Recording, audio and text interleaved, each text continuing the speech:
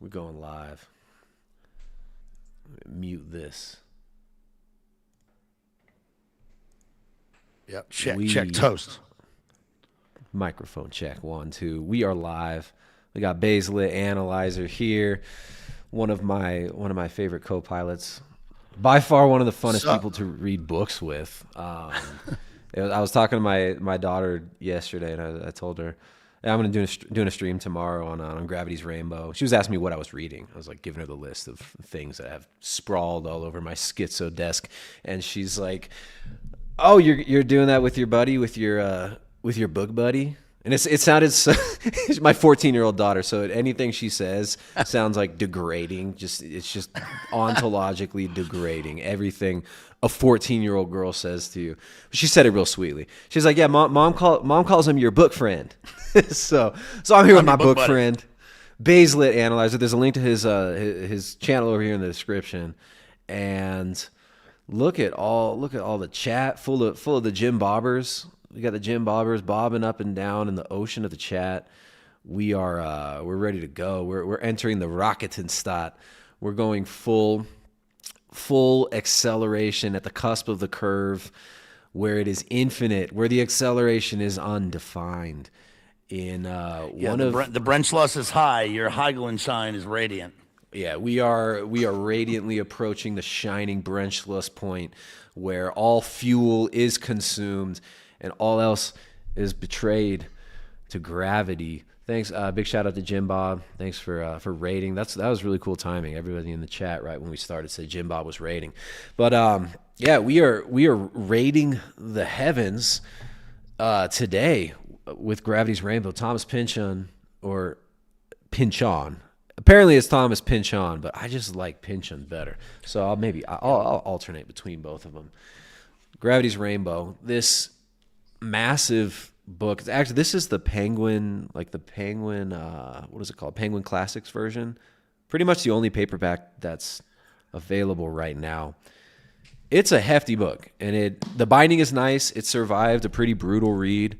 I don't know how yours held up. You're a little bit more hard on your books than I am. Yeah. Dude, mine's torn apart. Look at this thing. Spine's torn apart. Yeah. Completely. I live hard with these books. Pages coming out. And I read it over 3 days in about a 10-hour rocket lift into the Heiglenschein. So I don't know. I don't know how he did this. So we can give a little bit of background. I put a post up on Instagram, and you and I have been talking. You had a post on Instagram as well, or maybe it's on your YouTube community page.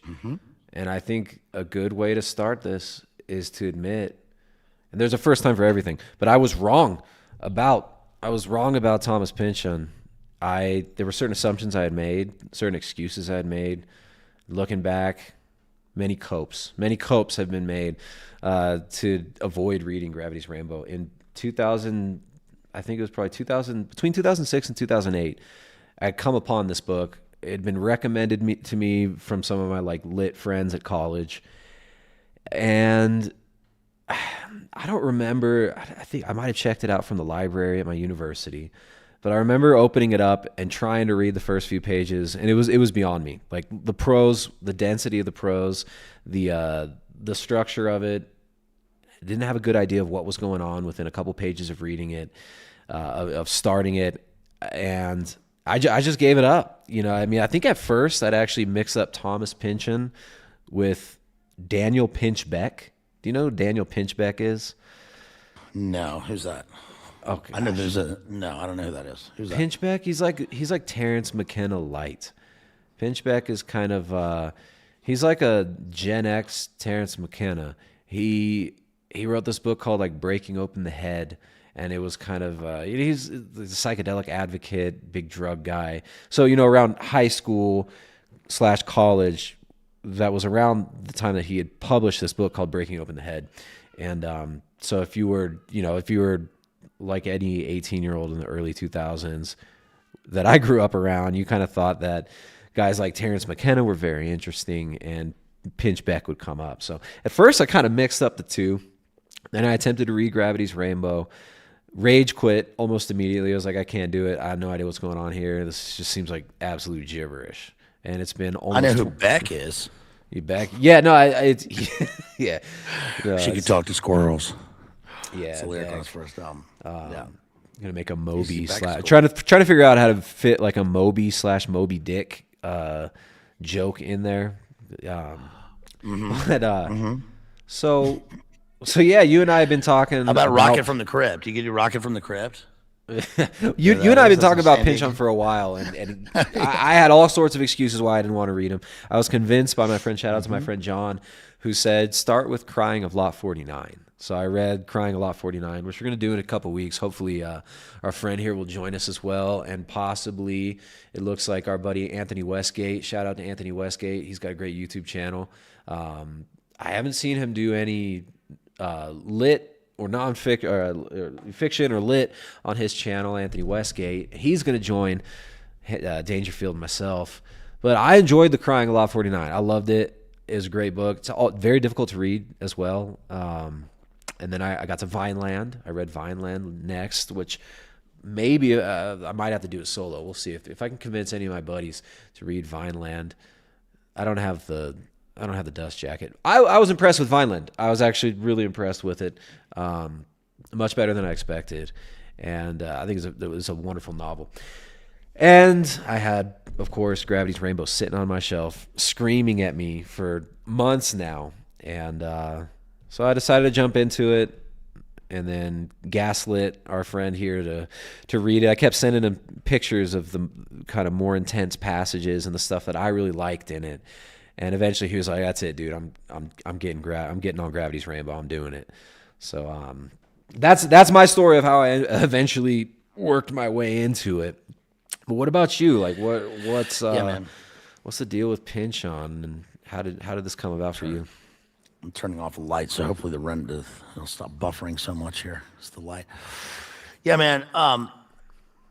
Getting into Thomas Pynchon, I will admit that I'm really happy that my opinion of Thomas Pynchon has completely reversed. It's completely done a 180 because he's been on my radar for a long time, and people have recommended Gravity's Rainbow on my channel, Baselit Analyzer, for a long time.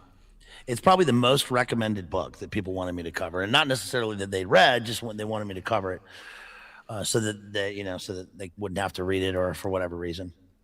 And I started to read the book back in 2020, and for whatever reason, I just wasn't in the zone when I was reading it, and that is something that you find yourself within when you read it. And I wasn't in that in 2020. I got super annoyed. I was trying to read this and that book, The Magus, at the same time, and then I got put off of this because of something else. But I've covered most postmodern literature. I've covered really what I consider the kind of the four corners of postmodern literature, which would be, I usually define that as Don DeLeo, Cormac McCarthy, Bret Easton Ellis, and J.G. Ballard. And those are sort of my four. All four of them are different. If you want to try and put them under a loose sort of postmodern literature sort of circle, we're going to talk about what that means or whether that even matters. But I really haven't, I haven't really covered anything like in the philosophical sense, like Baudrillard or anything. But with Gravity's Rainbow, what happened was I decided that I really hated Thomas Pynchon. I didn't really like I didn't like the lore and the mythology around the writer.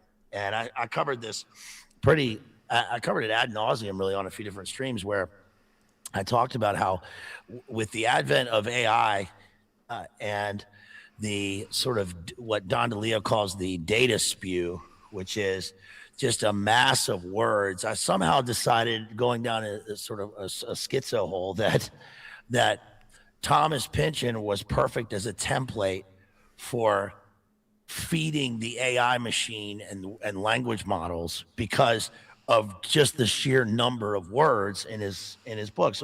And I mean this because when you open up his books, it's a bit like Faulkner, but we're talking about in really a much more like technocratic vein. When you open up his books, all you see is just words, words, words. And I'm not talking about it in terms of covering books. That's what I do, cover books. What I'm saying, There's there's a too many lack words, is what you're saying. Like, I don't there's like too all the many words. words. Like, Yeah, I it's can like, I can just make up a bunch of words. Why would I buy a book? Why am I gonna buy a book and it's just full of yeah. words? But And I I mean just this I like know a lot of words. I can just say words. like in Amadeus, there's a scene where the emperor approaches Mozart and he says, "Yeah, it's a wonderful opera. It's just simply too many notes." And he says, "Well, which notes would you like me to remove? Which notes are perfect?" But I really thought that with Thomas Pynchon, that there's the sort of aesthetic, this blitz of words on the page. It's kind of like people. I'm sure the audience here has bought David Irving books. Everybody knows David Irving. When you read get a David Irving book, or even if you buy, like in the old days, if you buy a David Icke book, the way that the page is constructed, the font size can be too small, and the spacing between lines can be too small. And there are too many words on the page, and it's too voluminous. And I mean that in the sense that even somebody who reads a lot, like I do, gets to be overwhelmed with the sheer volume of what you're reading. It can be a little bit overwhelming and off-putting. And I really decided that I really didn't like Thomas Pynchon at all, and I was really annoyed by the lore and the mythology around this character, because what they always say is that he's a recluse, and there are only a few photographs of him in life, and he maintains this distance. And I'm like, what does that mean? I don't even know if this guy's real. And how do these books continue to be published when it doesn't seem that they have a large viewership, and just for a number of reasons. And well, when you get recommended Pynchon books, and then you kind of ask the people who recommend them to you, have you read that? But like, I've had a lot of my friends tell me you'd like Pynchon, and I'm like, they're like, you should check out Gravity's Rainbow. Like, have you read it? Have you like finished it? I read like part of it. It will often be the answer of like, I read a good chunk of it. So it's like, all right, well, no one's finishing this book, So it kind of just gives you the impression. We actually came to this too because of David Foster Wallace. We were talking about, we sort of came together on this because we had covered Cormac McCarthy and stuff, and we started talking about David Foster Wallace and Infinite Jest, and we decided like that both of you sent me the article about Cormac McCarthy discussing David Foster Wallace and how he was just despised this sort of idea of the postgraduate student in a writing course, and how they have this affinity for David Foster Wallace. And you can completely see this. It develops its own edifice. Like there's its own industry around liking David Foster Wallace. The community is kind of off-putting with some of these authors, right? The DFW for sure. Jest in those big letters. If I see Infinite Jest and a spine in big letters behind you, it's like it's noticeable as a set piece that you bought Infinite Jest. That's sort of what he was talking about. It's part of the article, and I think part of the lore. But with Thomas Pynchon, you actually went into it and you started reading it, and then I remember you sent me the part about Beyond, when Beyond the Zero, and it's this sort of, to me, it really hit me because this is around page 120 to 140, the part where they go beyond the zero. They're talking about the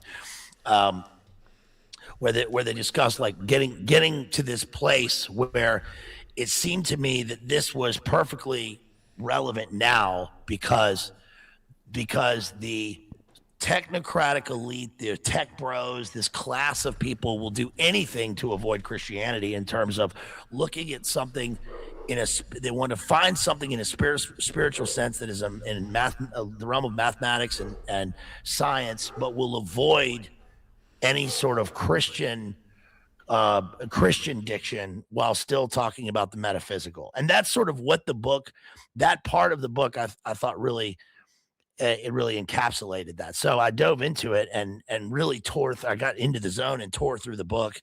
And I'm so happy to say that I was wrong about something. I think it's really important. I like to be entrenched in your own opinions, and you don't have to be wrong just for the sake of, I realized I was wrong about something. But the things I think it's a really enlightening thing, especially when you are, a grown ass man and you decide that, and you have your opinions about things, especially art and literature, and you.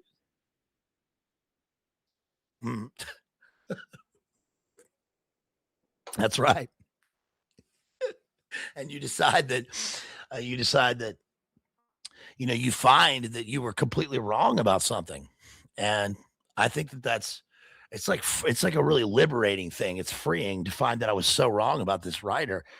And not only was I wrong, but I think you and you and I've talked about it so much that I think that Gravity's Rainbow is certainly, I'd say, in the top 3 American novels ever written. It is unbelievable.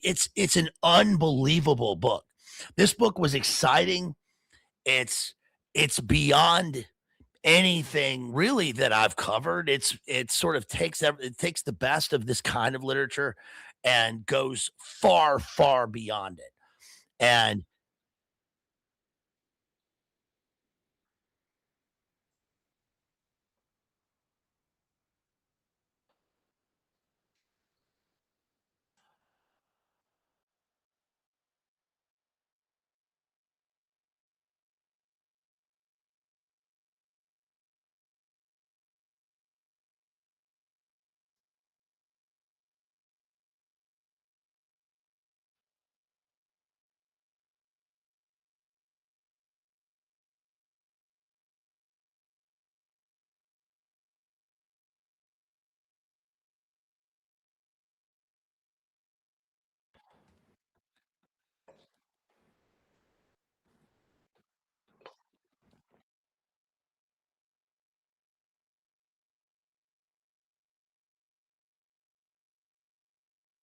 The Jay comes in the chat, and we all have to be reminded to unmute.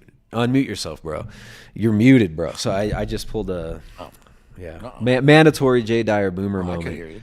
And so then I see chat. I got my chat over here on the right, and everybody's like, unmute, bro.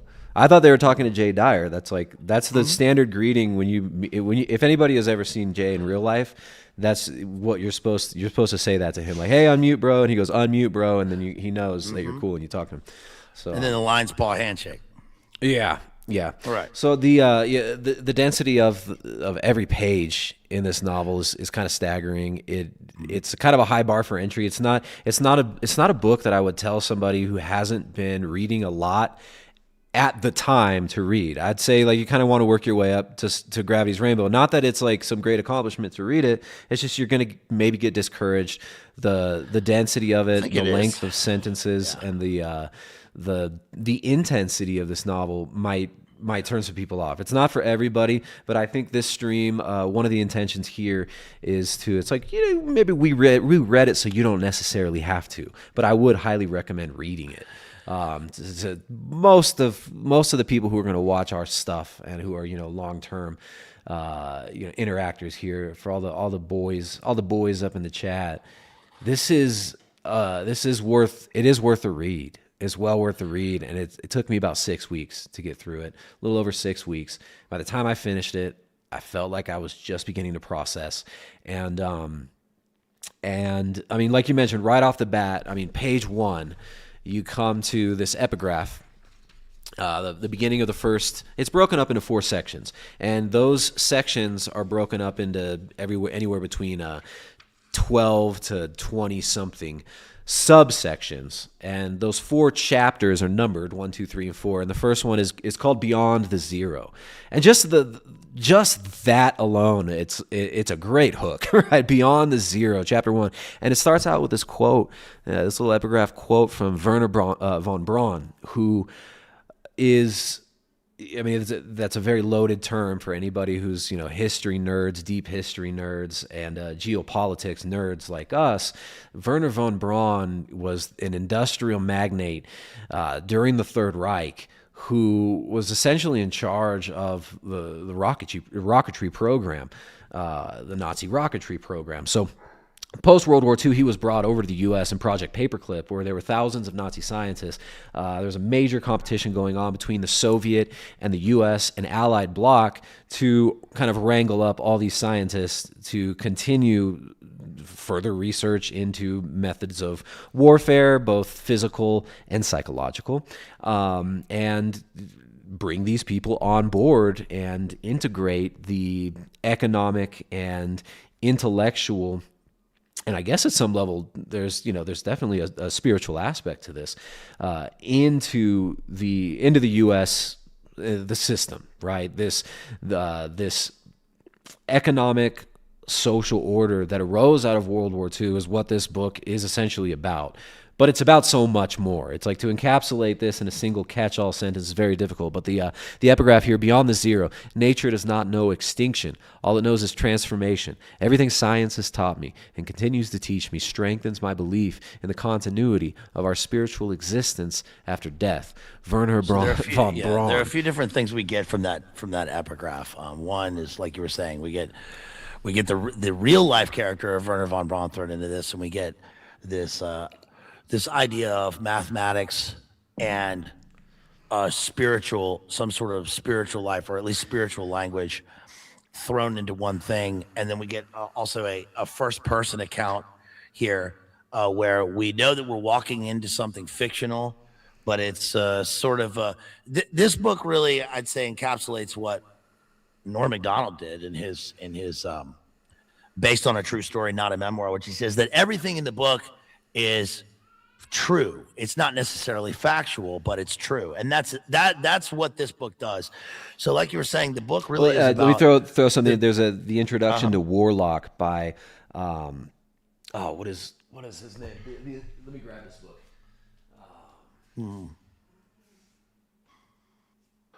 While he's grabbing that, the introduction to Warlock, the book is actually about the V2 rocket. If it's about anything, it's about the V2 rocket. The V2 rocket during the Blitz, and then going through the end of World War II, and then into the Cold War. But it's about the sort of journey that it makes through that. So the introduction to Warlock, Oakley Hall, there's this great sentence here. He says, I will reiterate that this work is a novel. The pursuit of truth, not of facts, is the business of fiction. So he's writing about, it's almost an apologetic for what's to come, and a very kind of cheeky jab at critics who are sure to tear it apart for not being fully historically accurate. It's kind of a Western novel. It's pretty influential, and so yeah, the business of the truth is what we're after, not just raw facts. Let me throw in one thing also, that the reason that I really decided to dive into this was that when you were sending me things about the book, you were sending me various excerpts from the book, and I was looking at the Pynchon rocket facility and Albert Speer becoming armaments minister, and looking at the V1 and the V2. And I went back and I looked in my extensive library about that certain country in the middle of Europe, in the middle of the century. And I looked at all of the indices about Werner von Braun and the V2 rocket and the construction of it. I looked in William Shirer, I looked in Speer, I looked in Goebbels' diaries, I looked at all of these books. And what really blew me away was that there was very little information about the V2 at the time that this book was published. So he published the book in 1973. And one of the reasons that I think this book is incredible is because it reads like an encyclopedic mind of data from a contemporary internet source, like run through AI.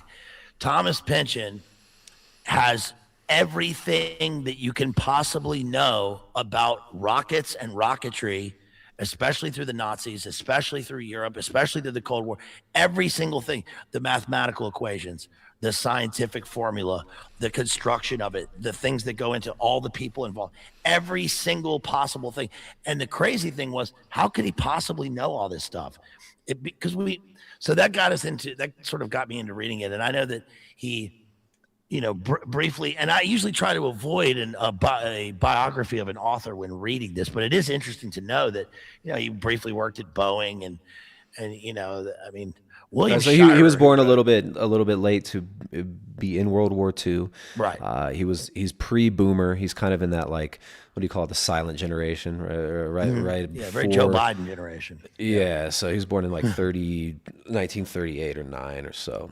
Cormac McCarthy also, Don DeLillo, some of the greatest authors narrowly avoided the ontological trap that is being a boomer. And that's another thing you must appreciate about Pynchon, is he beat the boomers to it. Right. Yeah. So when I was reading it, what's amazing is the amount of information that he has in this. And it's not only the amount of information that he has in the book, but it's the various voices and points of view that he goes through in order to sort of because the book doesn't read like a traditional narrative. It doesn't read like a traditional novel. We get a huge cast of characters in the book through all sort of all possible viewpoints. It's like reading the Decameron or something, mixed in with Shakespeare, thrown in with technical manuals, every possible thing. And in fact, he even has critiques of like one of the things that sold me on it too, when you were describing the book earlier, was that every conspiracy is in this book. All conspiracies, all sort of possible viewpoints, and I think that the most amazing thing about Gravity's Rainbow is this quality of materialization that occurs when you're reading it. In that, when I was reading it, I think of there's so much going on. You're locked in the zone reading the book, and you'll get to a part where he'll mention a word, and naturally you'll think of a person or a point of view or a word, and then that word and person will occur like two pages later. So there's a part early on in the text when he mentioned something about South America. He mentioned the word labyrinth. And I just randomly, and I noted this in the text, I thought of this guy, Jorge Luis Borges, who's a South American writer. And he wrote a book called Labyrinths. And then I thought of this guy called Miguel de Unamuno. These are like South American writers. I just thought of them, and I thought of them so much that I wrote them on the page in the margin. And then like 2 pages later, he talks about South America. Then he started talking about the Gauchos. And then like 200 pages later, he mentions those 2 people by name in the book. And I thought that was that's like a really incredible quality for the book. It ends up being this like a very magical thing. I was really affected by this book. I won't get too esoteric here, but you told me so many times during reading, like, dude, we got to do the stream soon. Because I was thinking I wanted to read it a second time. My first read was kind of like reading it twice, and I immediately started going through it. I got a couple volumes of like critical essays on it, which some of them are good, some of them are ridiculous. Retarded, but I wanted to read it through again, and I was amazed that you finished this in 3 days. And I can imagine the type of read that it would have been very engrossing. It's a book that if you're reading other things, I had to drop a lot of other things that I was reading because just the way that it saturates with language, with imagery, and the levels that it works at. I mean, you mentioned the scientific and mathematic and engineering levels. He's bringing in and weaving in these motifs of the science and engineering of the V2 rocket. But he's also there's a deep analysis and critique of Pavlovian training, of behaviorism. You have that level of it. You have Tyrone Slothrop, who's been raised by this character Blissero, who's kind of almost like magical name. His ritual magic name is kind of Dominus Blissero, but his real name is Weissman. Yeah. And Weissman purchases Tyrone Slothrop from his parents in the 1920s to raise him in a behaviorist program that involves conditioning him and conditioning certain physical reflexes in his body to an external stimulus. And within the first like 60 pages, you're presented with deep lore of Pavlov, which to me, I was kind of working on like a certain fiction project, and one of the major themes that I had, and I was trying to draw from, was Pavlov. Another thing that I had brought into it, this was going to take place in like the California area in the early 2000s, and this other aspect was going to be rocketry as well, because of all the aerospace aspect of California, the political, geopolitical importance of California, and Silicon Valley, and rocketry and aerospace all throughout the region where I grew up. And as soon as I started reading this book, it's like, oh, this is like this dude has tapped into the same thing that I was kind of thinking and outlining, and he's done it in a way where I wouldn't have, I definitely would not have been able to do it with this level of mastery. Now, with all this heavy subject matter, Pynchon also is able to keep things light by alternating between both high literary prose and low pop culture reference. So you get this oscillation that it lives in between, and he's able to offload a lot of the tension that's created from the seriousness of the subject matter and from the depth of the depth of like the cosmic scope of what he's dealing with, right? Just the title alone, Gravity's Rainbow. By the time you've reached the end of the novel, those two words have been made into this tapestry of meaning that's drawing from different cultural influences from multiple levels in this almost holographic way. And you're just, it leaves you wowed. But he really is able to puncture the intensity of the kind of balloon that he's blowing into with this through using humor, through kind of bringing some crudeness into it. And there are parts of the novel that are just straight up like kind of obscene, right? Let me say what the novel's about in terms of its plot, just for the slow boys like me, who want to know, the folks at home, what this is about. So the book is about really the V2 rocket during the Blitz, and what happens is the book basically begins with some characters going underground in London, and London is being attacked by the V2 rocket. I'll talk about that in a second. What happens is that we discover that there's a character named Slothrop. He's Tyrone Slothrop. He's an American. He's sent over. He's kind of he eventually is working with OSS. He's being hunted by and studied by intelligence. He was, like you said, he was a kind of a Kathy O'Brien, trauma bonded MK Ultra baby who was put into this whole situation. We find out later, but we learned that he is being studied because he has a sexual reaction, physical reaction that matches the launch and detonation of the V2 rocket. And so just to interject here, his reaction, it's not they're not sure. The people who are studying him are a part of this group called the White Visitation, which is basically they're the psi section of this allied effort. It's essentially kind of it's like a early MK Ultra type group of scientists and engineers, behaviorists. And it has all the weirdos as part of it too. They call them freaks, so it's kind of almost there's almost an X-Men level to it as well, where they're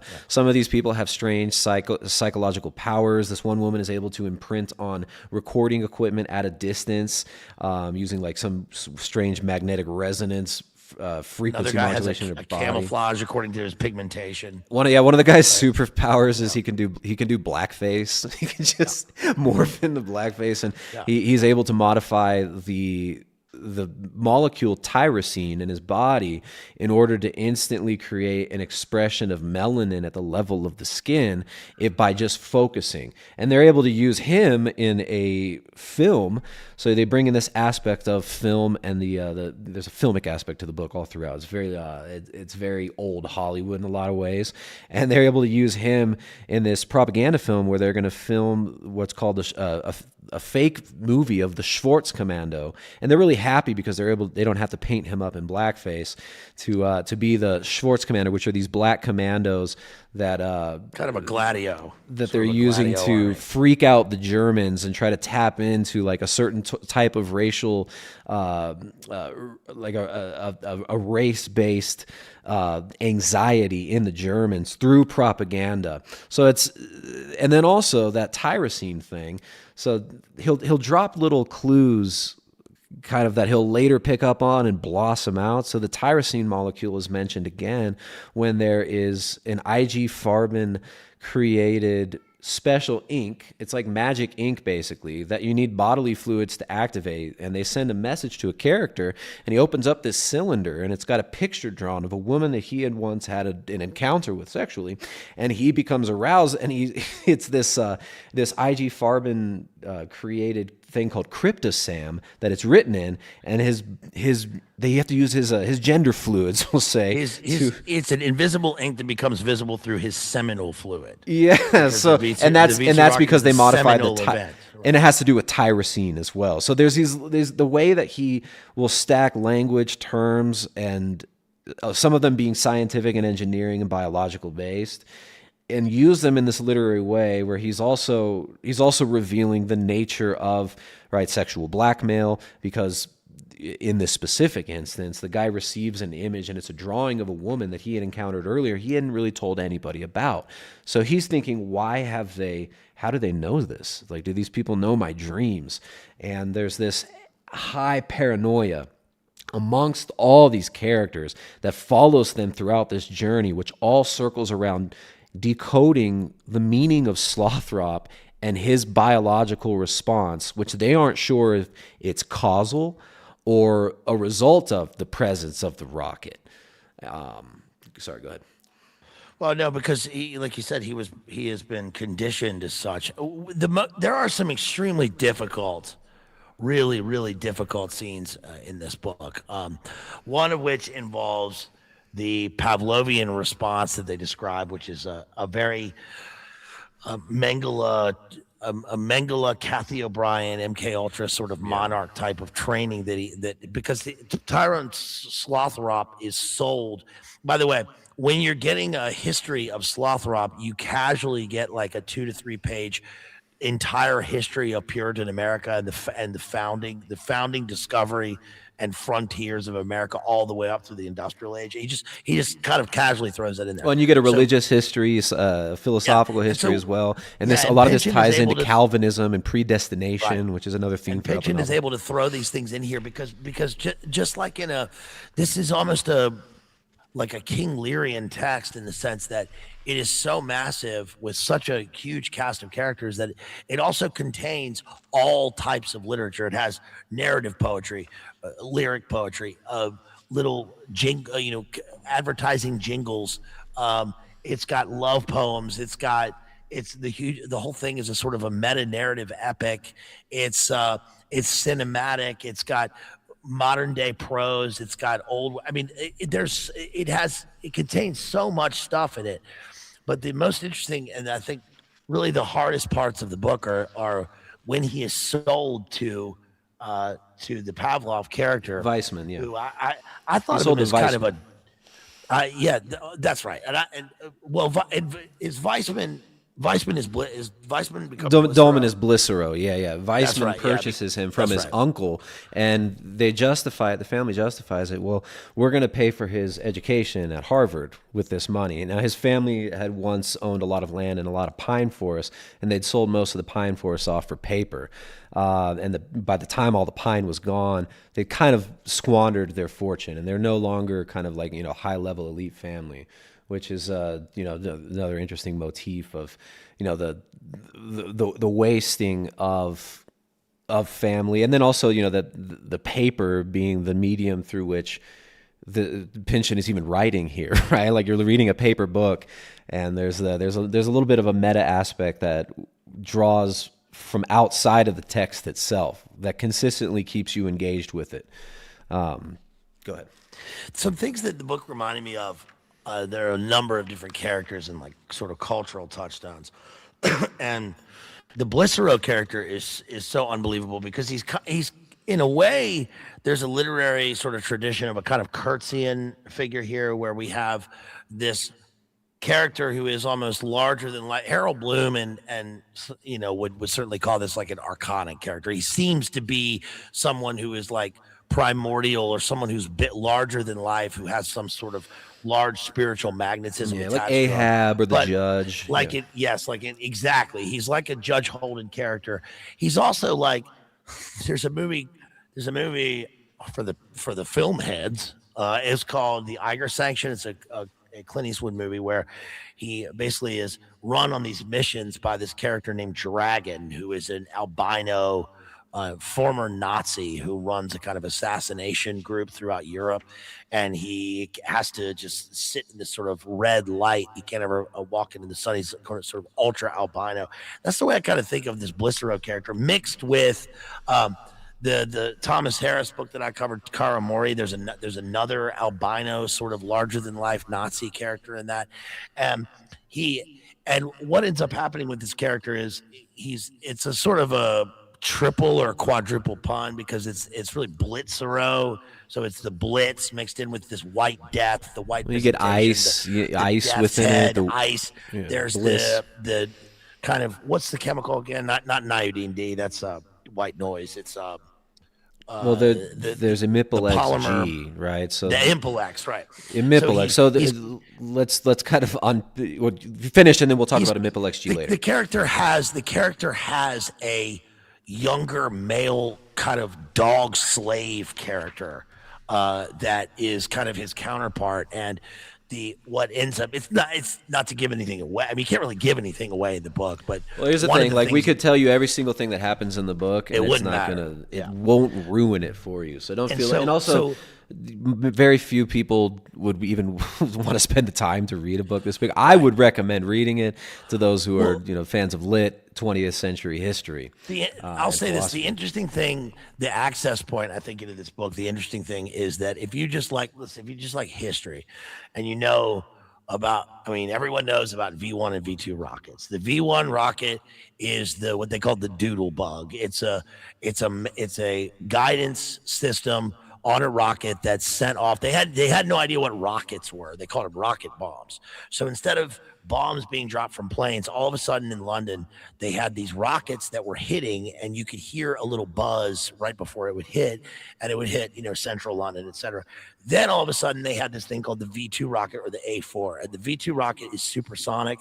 So it lands, it hits. The introduction to this other book I've got on it about Hitler's science program the author describes walking through like St. James's Park, and he sees he was a child, so the children would play in like the craters from these bombs, but it was a ballistic missile, and you would see like a child's shoe in a tree, and then you'd see the pram like 100 feet away somewhere else, and you would see like where a fence post was, but now it was utterly destructive. And then you would hear the sound of the rocket hitting. So that's the V2, and it was launched on a platform from Holland or from Northern Europe.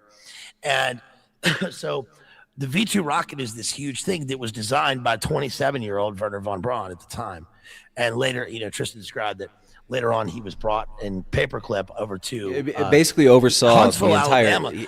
He was in charge of organizing and even selling through Disney the entire the entire NASA program was organized by and frontman through von Braun. Well, they put him in.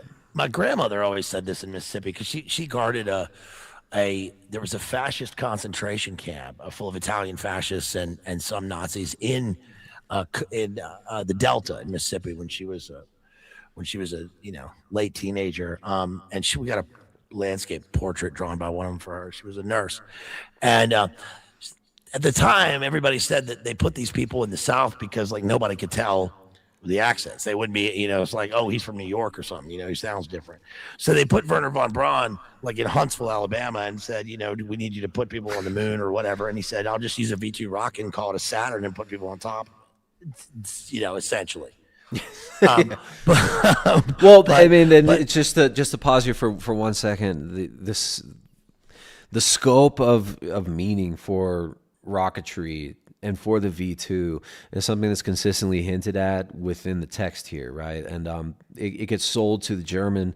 The German, you follow certain German, like Pokler. He's a kind of mid to high level engineer on the V2 rocket program, which was like the A4, the aggregate 4, and even just the word aggregate, the significance of that aggregate being a combination of component parts to build something larger than itself. It's almost this engineering scientific German term for something like a golem, where the components and the parts become something larger, and the rocket itself is. It is a golem. The rocket of Gravity's Rainbow. It is a golem. It is both the Pequod and the white whale of Moby Dick. It is this encompassing symbol of and a point of even worship. It becomes like this Grail type symbol that is going to both bring man to the moon. It gets sold to these engineers as this is going to be, we're going to seed the stars, right? Like we're going to create NASA, well, not the American side, but the German side. It calls back and it harkens back to the 1920s when science fiction and science fiction movies and comics were a big influence on the collective consciousness of mankind. I don't think there's like some collective consciousness in a Jungian sense, but right, the consciousness of man is influenced by the mediums and the media that he's given, right? His images of what he is, his images of what his world is, and his images of what his meaning is in the world are formed for a large part through pop culture, which is something that's throughout this novel as well. And the Germans were saturated in imagery of space travel, like we are going to engineer our way to the stars in this kind of humanist program of post-Enlightenment thinking, right? Which is, of course, the result of the Renaissance, the Protestant Reformation, and the Enlightenment. Humanism itself being the major guiding force, but that is shared by both allies, the Germans, and also, of course, the allies with the communist Soviet Russia as well. So the rocket is the way out. The rocket is the way to transcendence. The rocket is going to bring us into space and beyond, but also, really, the rocket is not meant to get you to the moon. It's always going to come down. Like one of the lines near the end is it will be betrayed to gravity. All right. So you have Gravity's Rainbow, the arc, and the parabola that is the path of the rocket after the fuel is burned, and that initial rush of the blast and the fireworks and all the display and all this sentiment of we're going up, we're going to transcend this world, we're going to go to the stars. Well, it reaches its peak point and comes crashing down, and on the other side of that is death. So this the rocket is the failure of, it's so much, but part of what the rocket is the failure of the Enlightenment principles and secular humanism to give us meaning, to give us life, and to bring us beyond essentially just kind of worship of death. Let me take you through. I was going to just go from also it's a penis. Page 302 to about 306, just in some random parts, things that sort of emphasize what this is. Because you just mentioned the parabola, because that's where he begins to mention it here. He says, strangely, these are not symmetries we were programmed to expect, not the fins, the streamlined corners, pylons, or simple solid geometries of the official vision at all. That's for the ribbon clerks back on the tour and the numbered Strahlen. No, this is Rocket City, so whitely lit against the calm dimness of space, is set up deliberately to avoid symmetry, allow complexity, introduce terror from the preamble to the articles of imagination. But tourists have to connect the look of it back to things they remember from their times and planet. And then he talks about on page 303, at the top, he says, the entrance to the tunnel is shaped like a parabola. We start to learn that everything in this sort of Germanic, the provenance leading up to the rocket and to the rocket design and the rocket corporation, and that is the entire design of it has this kind of provenance coming from the parabola shape in architecture. It says the Albert Speer touch. This is page 303. He noted the parabola shape around on Autobahn overpasses, sports stadiums, USW, and thought it was the most contemporary thing he'd ever seen. Imagine his astonishment on finding that the parabola was also the shape of the path intended for the rocket through space. What he actually said was, oh, that's nice. It was his mother who named him after Attila the Hun. That's crazy because I'm reading Attila the Hun right now, a biography of Attila the Hun. That's crazy. And nobody ever found out why. His parabola has a high loft to it. The railroad tracks run in underneath, steal into shadows. Next paragraph, it says the special mission V2 out of Paris. At the bottom, there is that not so rare personality disorder known as Tannhauserism. Some of us love to be taken under mountains and not always with horny expectations. Venus, Frau, Hilda, her sexual delights. No, many come actually for the gnomes, the critters. I can't even read over my writing here. The gnomes. I love it.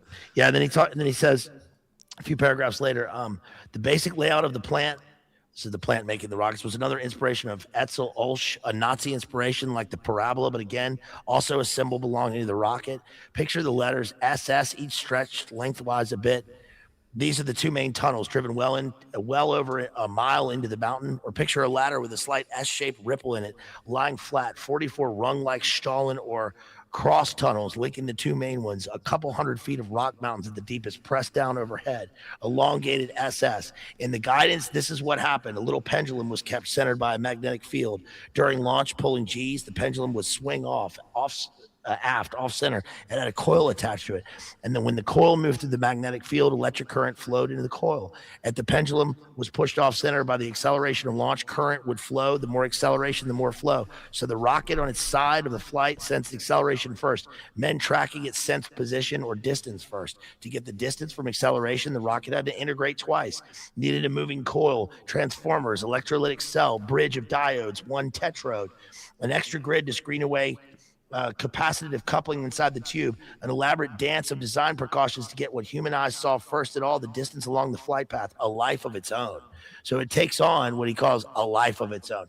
And eventually what we get here is what you were just describing, that the book has, from a literary standpoint, I'd say that what the book is about, aside from its plot, the book is really about the ultimate synthesis of sex and death. The whole thing is, like you were saying, with the ultimate ends of the Enlightenment leading on to this thing that can't save us, going on to heavy machinery taking us aloft, mixed with this the fact that one of the great things that comes out of the book is it shows how men left on their own start to at first take on this kind of religious notion of things, and then they start to take on a cult-like thing, and then everybody becomes and then everybody starts to lead their own cult, and eventually, if they gain power, the cult mentality and the machinery and the machine meld into one, and then you go off into space, sending your sex dog slave to meld with the stars, and it never comes down. You shoot off, and it never comes down.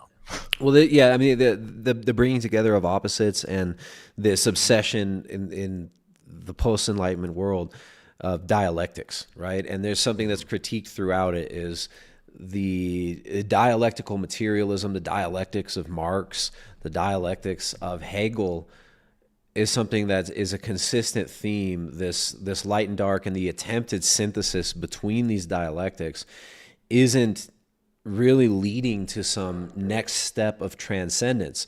Really what it's doing is smashing together life and death and trying to put them into a single thing, which is why you get the melding of sexuality, which is meant to be, the original symbol of the rainbow being a covenant with God, right? Like the rainbow itself is God's covenant. It's the symbol of God telling us that he will never again end the world by flood.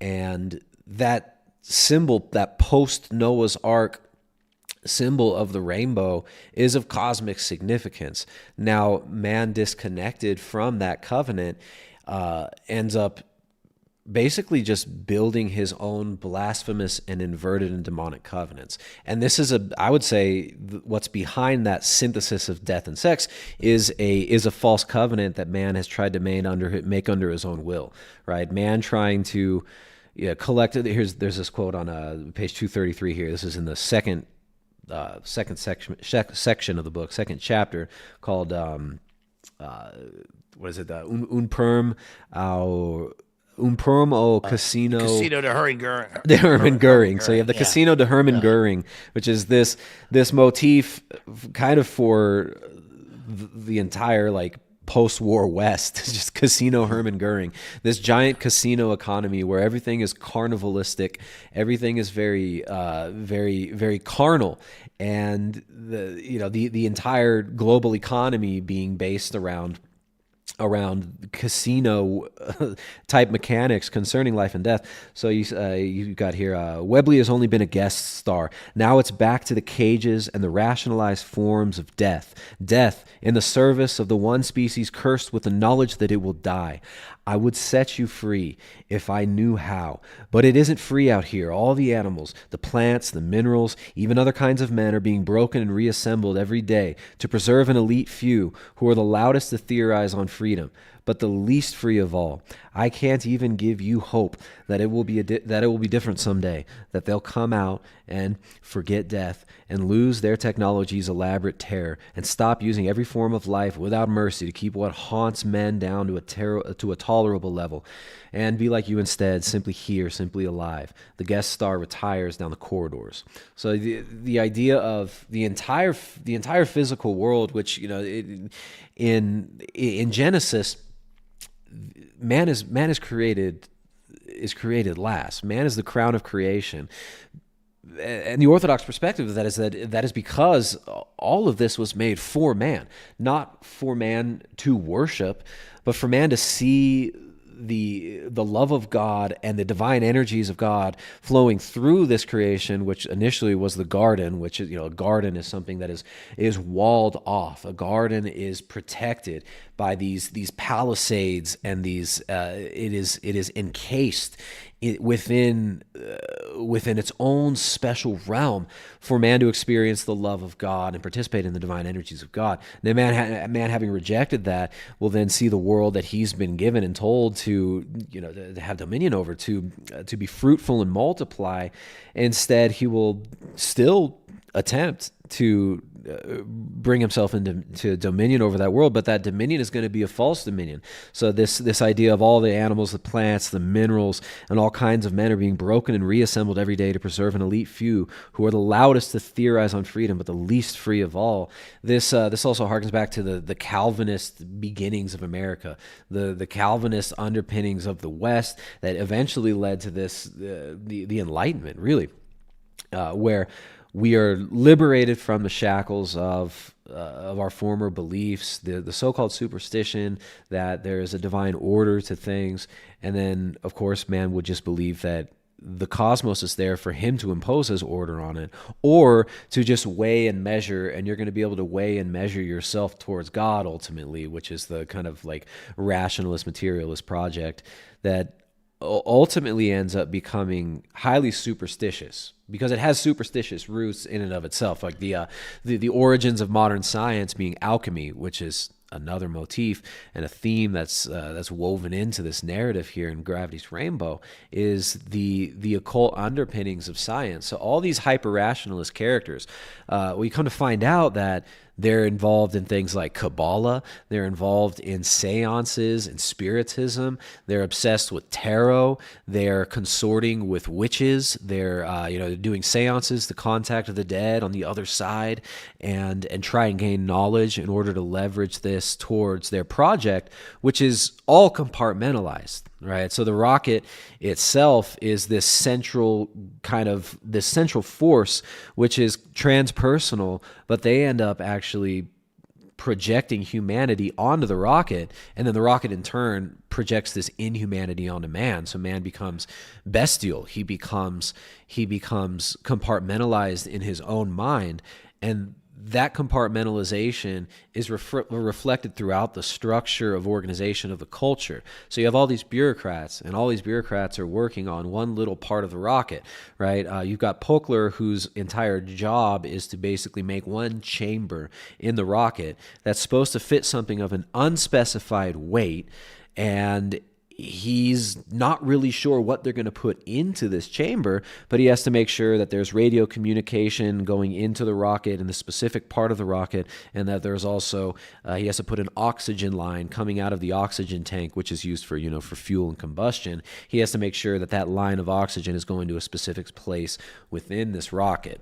So he has no idea what's going on, and he rationalizes it to himself as well. We're gonna, this is gonna be used to bring us to the stars. This is gonna be used to transcend our small world here, and we're gonna go to the moon. We're gonna become space cowboys, essentially. In which, there's, So there's that. Sorry for the long rant there. What you got? Well, I was just gonna say, do the next part. Do the next page. Page 234. This is the Metatron part. That's one of the best parts in the book. Yeah, voice from a cell too distant for us to intone, to locate.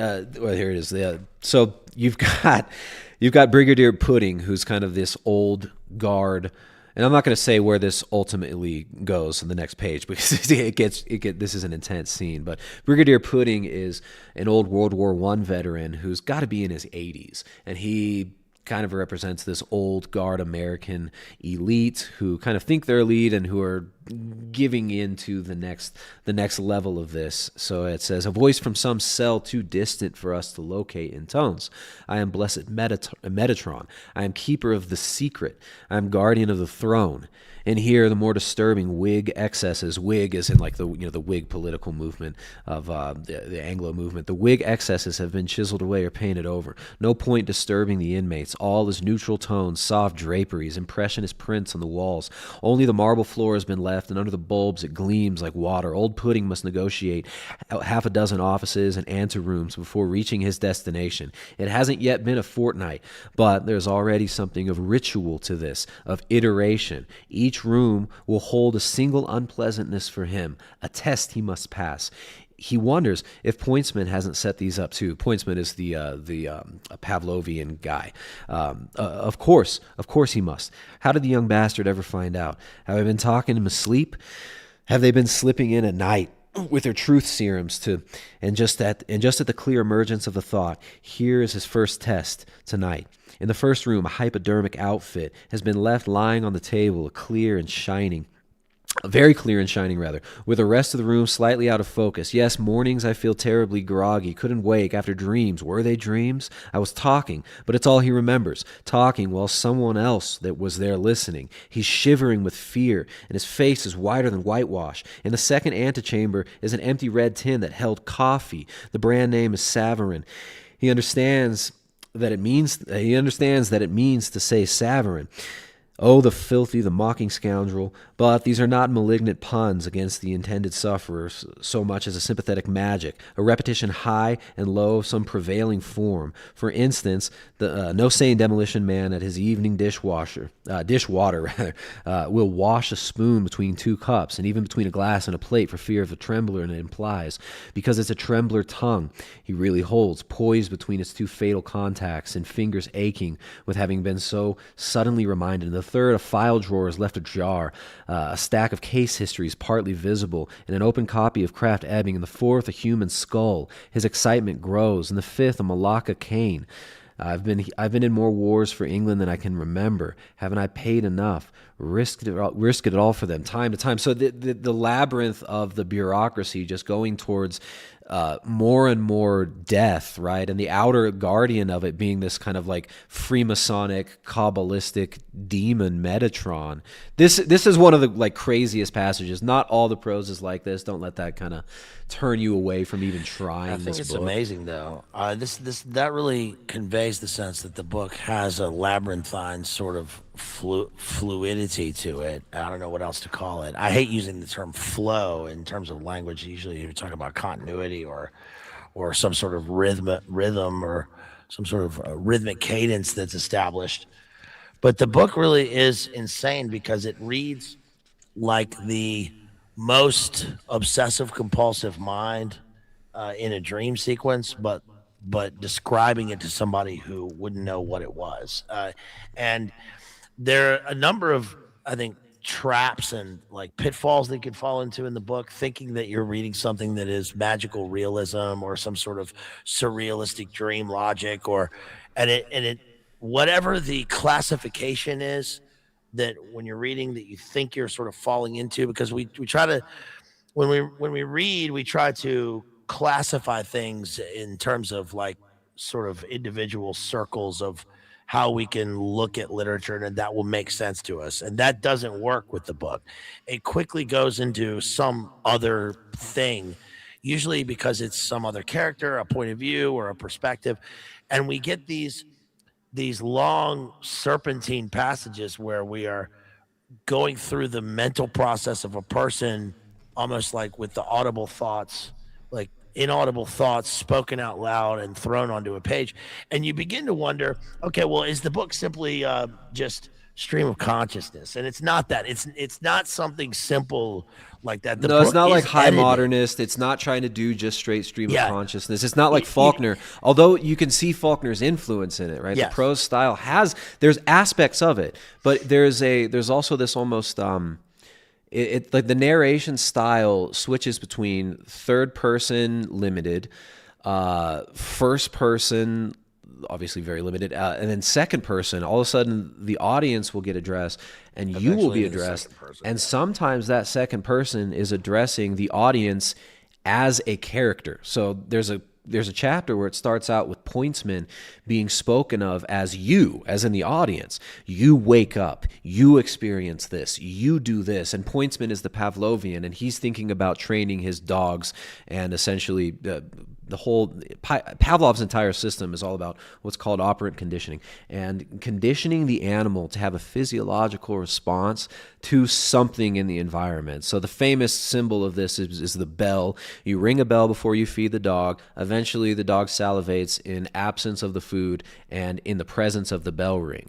But then also what he explores there is that the dog is going to pick up on subtle cues. Anybody who's raised dogs, you start to realize that the dogs know long before the bell's going to ring because of environmental cues, the way you walk into the kitchen. If you look at like some dogs that are high drive, if you just look at the leash, if you just look at them in a certain way, you can switch them on, and you can actually load up their emotion, right? And you can get a dog in a state of high aggression through exposing it just a few times. If the dog has the right genetics, exposing it just a few times to an intense stimulus that's going to draw that aggression out. Then with a simple command like, "What's that?" you can have your dog ready to go kill anybody that walks through the door. So I gotta say, the subtleties what you're describing here also makes me think of one of the other things that I appreciate about the book. I mean, one of the things that I appreciate is that, like I was saying earlier, that we were sort of mentioning that this book, I blitzed my way through the book, and I think it suits that. It suits for me as a type of reader. I think it suits that. But the other thing was that I had to be done with it, because the book really does. It is all encompassing, and I was really affected by this book. I really, I've been having dreams about it since I started. It's impossible not to. It's kind of like he says in Apocalypse Now. It's impossible for words. There are so many the words, and the rhythm of the words gets into my mind so much, especially with the sort of rivulets of thoughts, that it's almost impossible to escape thinking in the voice of the book, because the minute that you find yourself thinking like one character, he does this crazy thing where he will critique it. Like in a minute, I mean, we can talk about, like, there's a part where he talks about Ben Franklin. This is one of my favorite parts. He starts talking about Benjamin Franklin and about the Hellfire Club and the Masons and the founding of America, and the way that he ends up talking about Masons in this like 3-page section, you realize is in the voice of all of any of us, anybody watching this that's in the chat, any of the ways that we would talk about Masons.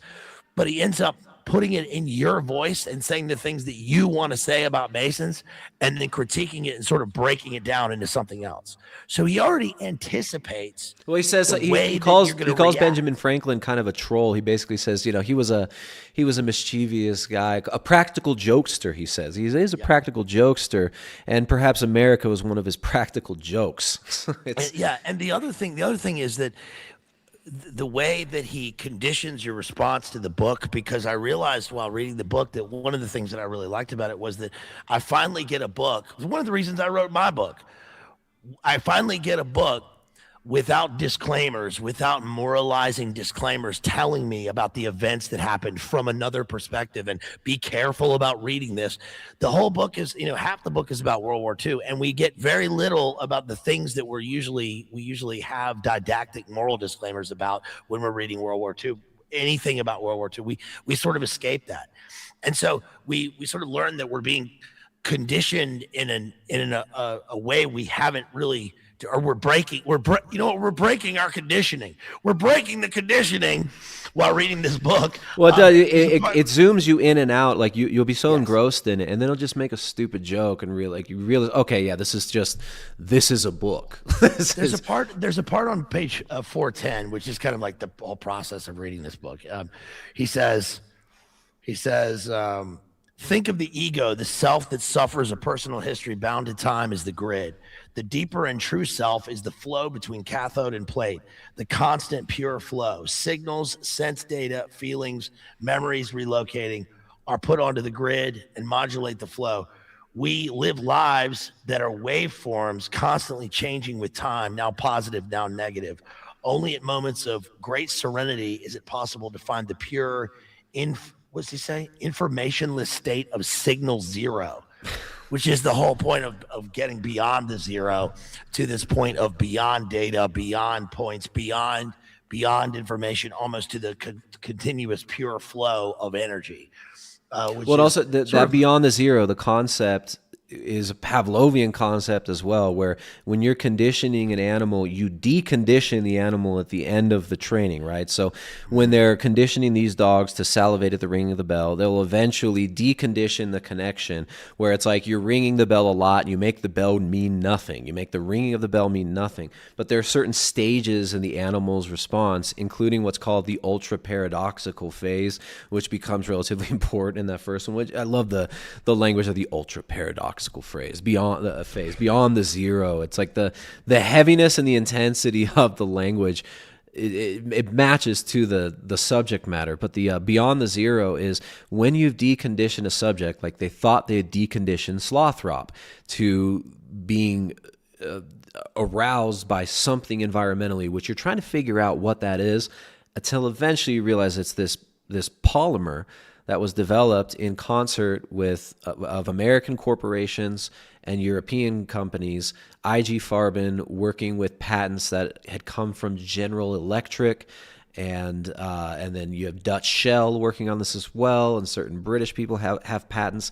But it's this indole polymer, which is the result. It's basically a plastic that is erectile, but also is psychoactive, and it connects the development of LSD with the development of polymers that all came out of this 19th century kind of occultist. I mean, it gives the history of this occultist who had this vision of a snake swallowing its tail, and that closed chain, that closed energy system that is the world. This serpent tells, as Kekulé, who was I think he was German, the scientist, that all of the world is this closed circle. I've got the quote somewhere here.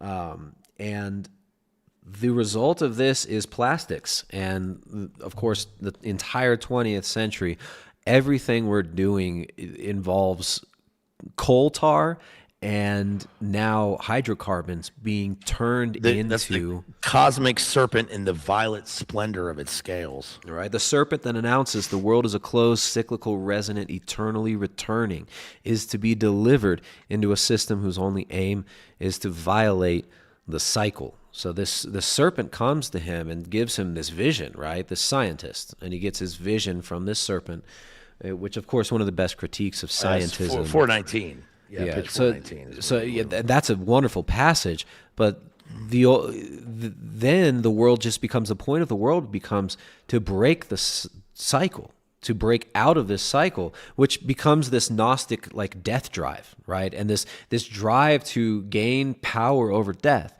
and control over death, which one of the characters at some point says that they've even stolen our death from us, right? You don't see death coming now with the rocket. You don't hear it, you don't see it. You only hear it after the fact because it's a supersonic rocket, right? It's faster than the speed of sound, the V2.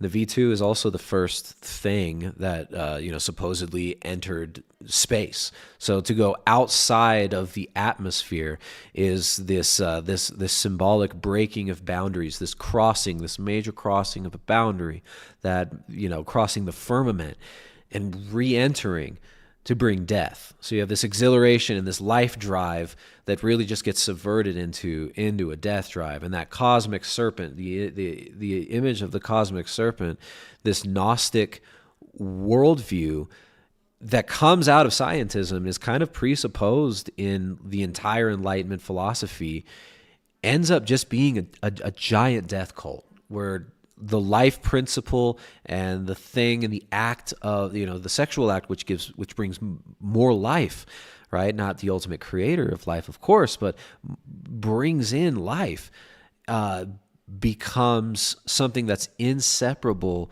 from death. And you do see this with the pornographication of everything, and the sexualization of everything is one of the biggest problems of first, like, raising children today, right? To raise children and not have them exposed to the stuff that as millennials we were seeing. I remember getting the internet in the school computers in like fourth grades, and kids were already showing each other, like, the first thing you do, you get Duke Nukem 3D, right? You get Duke Nukem 3D and you start blasting people in Duke Nukem, and it's edgy and it's funny, and he's like, Duke Nukem's like cussing and you're just blowing stuff up and it's bloody. And then also kids start showing each other, like the naughty stuff. You figure out how to get around the blocks in the library computer at school, and that was the immediate thing that we all did in like 4th, 5th, and 6th grade. So the hyper exposure to sexual material is something that Pynchon is picking up on in the 1960s when he was writing this, because this novel was written between like 62. I'm older, so I was looking at fatties of Walmart when you were looking at that. I mean, you're still looking at that. I mean, I saw you send me links all the time. Like, dude, I don't want to see this.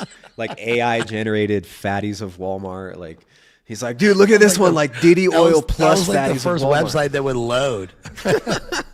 So forever it was fatties of Walmart.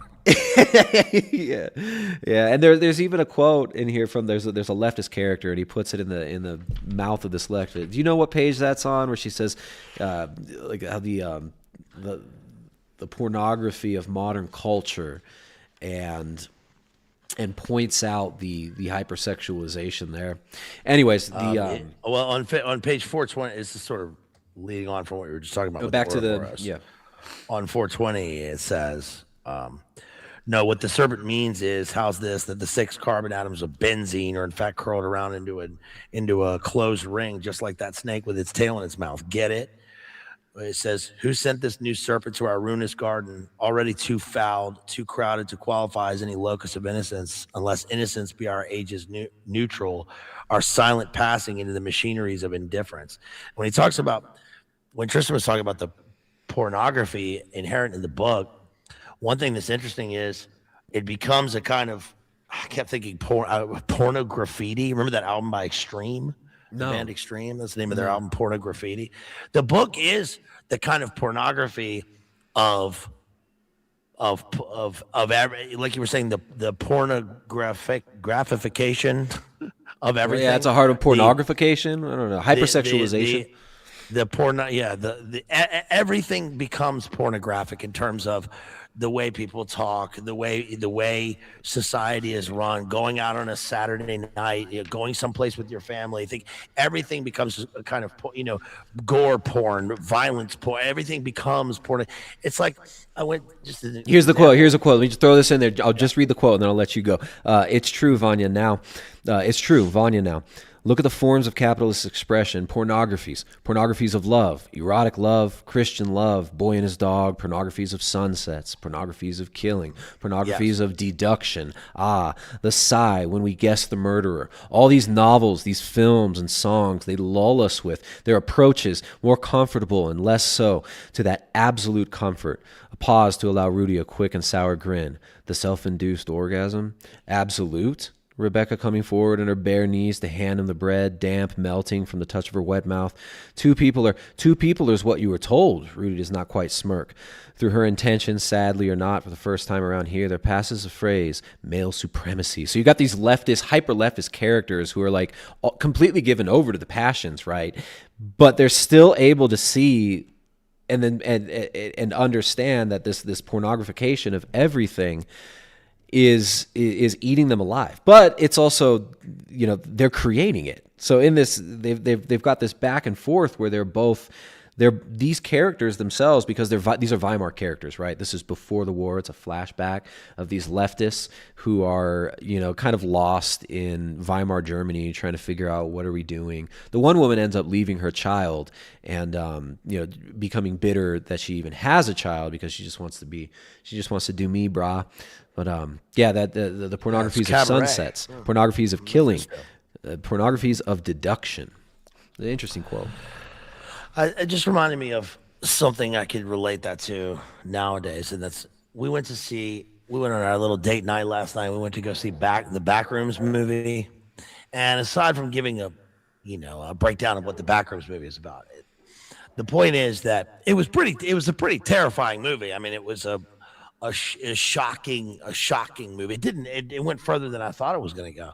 But the way this really relates to that is that it was in a huge movie theater, and when we got up to leave, we noticed that I'd say there were probably 200 people in this movie theater, and 3/4 of them were children, and I'm not talking teenagers. I'm talking like 4 and 5-year-olds. Like I'm glad parents are taking their kids out to do things, but it was. When the movie was over, we thought, what the my wife was extremely disturbed by the fact that people were bringing 4 and 5-year-olds to this particular movie, which I think says something. I'm not, it's whatever, but it says something about the fact that, I think that meaning for a lot of people, I'm not trying to put myself above people that have families or whatever. I don't know. I'm just some guy, but it was weird. It was a weird thing. Like, we're two adults watching this horror movie, and I didn't even know it was going to be as horrifying as it was, but the imagery in the movie is such that it's particularly hellish, and it's confusing. And to think that we live in a world where I think the pornography of illiteracy has gone beyond that, to the fact that people sort of are unaware of their own their own locus. They don't know where they are and how to decipher amongst what is good for children and what is not. Well, and everybody's carrying around. Everybody's got phones. Like, there's a hypersaturation of material and of content. Very it's weird. It's been and media, which this film and television was something that was isolated to the living room. It was isolated to the movie theaters when this first came about. Then all of a sudden it's on all the airports, right? You've got the 2000s, you can't go to an airport without having to see CNN or MSNBC. Yeah. It's in public spaces. It's in the waiting rooms.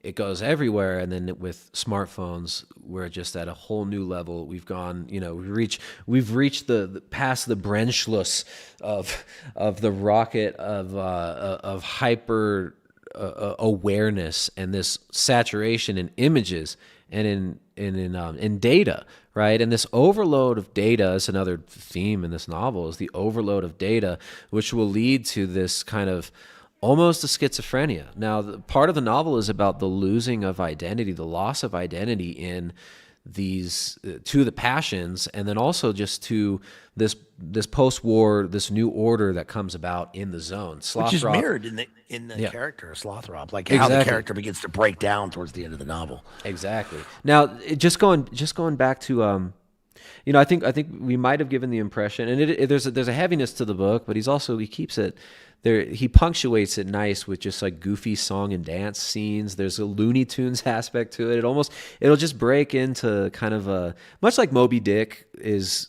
This is a very funny book, right? It's funny. It's funny in a Hunter S. Thompson sort of way in terms of the absurdity of certain scenes, I think. Yeah, it's kind of like Animaniacs at times. Where you're like, what are we even doing? Okay, now Slothrop is just like running from some, like he's running. His clothes get stolen in the Casino Hermann Goering, and he's like naked and has to grab this. He grabs a blanket and he's running around trying to find this guy that took his clothes. And then he falls out of a tree and loses the guy, and like a small hand peeks out from behind a door and a small finger sticks up at him. It's like all this kind of weird Looney Tunes Roadrunner type stuff is going on as well, which is a fun aspect to the book. But then also there is a meaning to this as well. Like you can't escape the low culture iconography that you're exposed to on a daily basis, right? So in ways, there's sections where he writes this beautiful prose,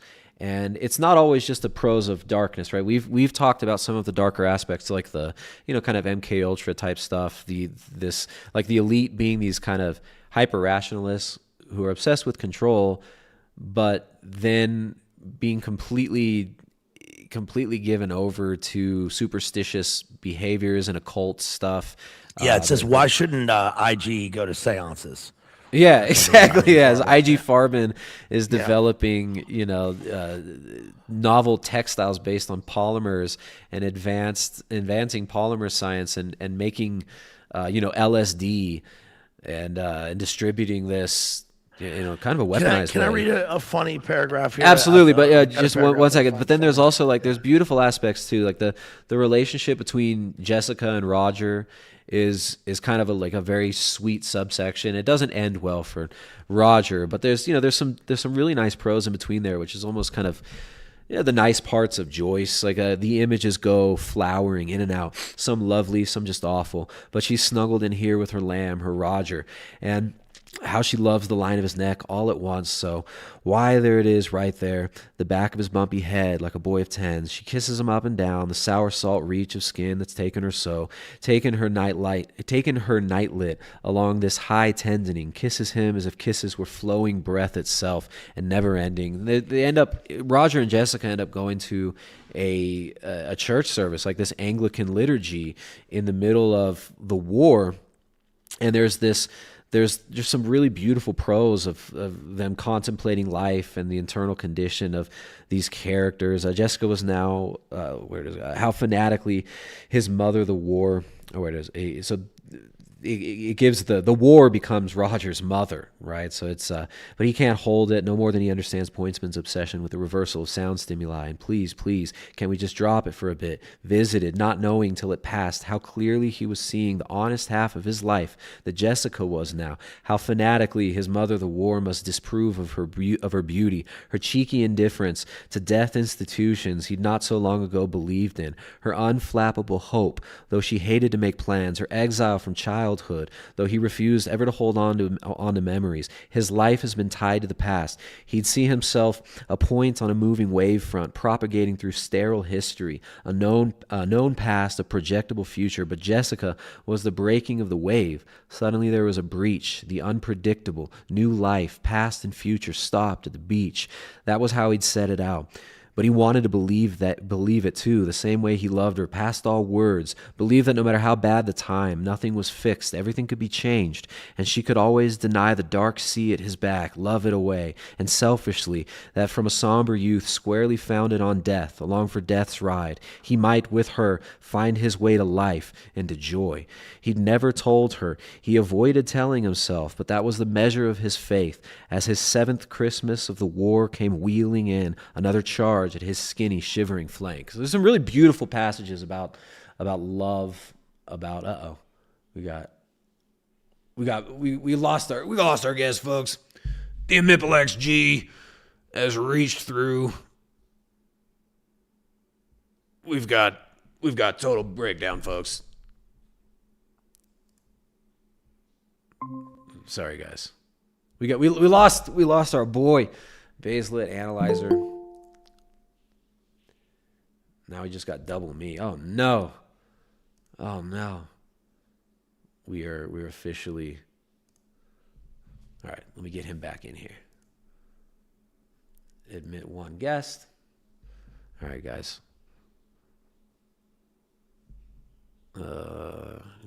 We got some super chats. Hey, thank you for all the support, all the homies in the chat. We got Byzantium. What is it? Byzantium Big says for $5. Yo, who's the skinwalker with hair? I think he must be talking about. He's talking about Dangerfield, clearly. Hey, somebody said I'm getting my hair plugs put in. That's why I had to go. I don't know what that was about. Who's this? We got Wheel Emmanuel says, got words, send super chats. Y'all really flubbed on the goal. I'm disappointed. It's a slow boy whiteboard. Oh yeah, we set a goal here. Now this is a new feature on YouTube that I wasn't able to do. I didn't even know you could do this. Now you can set goals. So we've got the goal here of an amount of it's like however many super chats you get in a certain amount of time. But yeah, we failed the goal, but that's okay. That's okay. No one knows I'm alive, but give me money and do it quick, says Troll and Molex.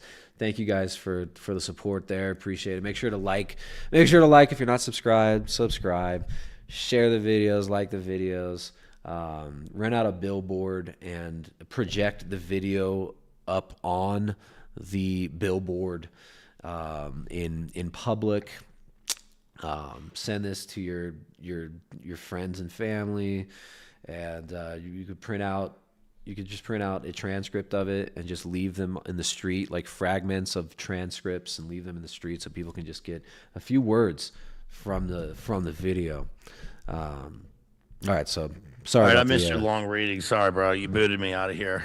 Yeah, I don't know what happened there. Yeah. All right, so we got you back, but yeah, you had a quote you wanted to read as well. No, I just now that I'm looking at it, I don't know if there's just so many. Funny, but here, let me read you a passage here on 490. Many. This is about the psi division. It says many have incredible gifts: anti-gravity, dreams of prophecy, chromatic images surround their faces, glowing in the air. The light itself is actually crying tears, weeping in this stylized way. This isn't funny.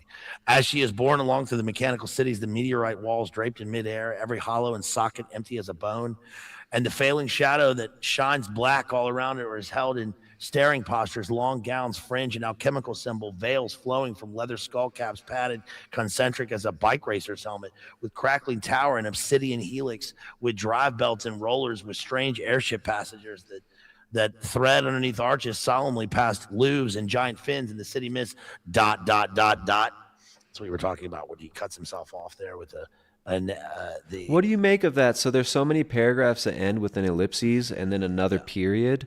It's a weird one. The form I think that's a punctuational attempt at moving beyond the zero. I'm serious. I think that's the ultimate merging of form and content to produce meaning or effect in this book. And I think that the way that the narrative ends up breaking down towards the end, where we have this sort of concentric, weird, multi-helix narrative that ends up sort of we're lost, like the center cannot hold. We see ourselves in this thing.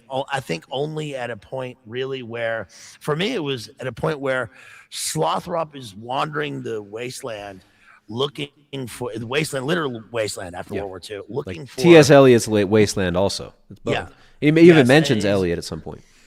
He does, and a lot of the book is informed by Eliot, but I think that well, that's a whole other thing. But I think that when we sort of start to find, because the Wasteland is also made up of 5 different sections with a sort of plurality of voices, where we're looking for ourselves, we're looking for the center Yeats's center in the midst of all this war. I mean, if war is the a crucible of human experience, and in this book, war is a laboratory for the psychic mind mixed with everything that you could throw into it. I think that where we really start, I really found a particular character that I could sort of I could grab onto in this. It was when Slothrop was wandering the wasteland and he's looking for symbols, sigils and glyphs in everything after the war. So he's like collecting newspapers. He's looking through any sort of thing that he can decode to find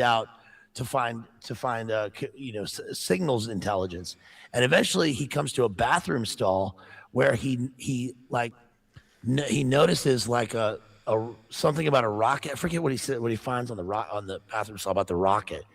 And it's like, where's the Rocket Man, right? He loses. That's right, Rocket Man. He becomes Rocket Man for a good portion. He becomes Slothrop through his own actions, right? Like Slothrop is he's not a hero by any means. He's kind of a bumbling fool who's completely given over to his passions. Like he's got no control over his libido. It's kind of, he's completely dominated. His libido dominandi is kind of enraptured him, so he's not able to turn down all the honeypots that he's given, and he'll get this sense that he's being honeypotted, but he'll still go for it like over and over again.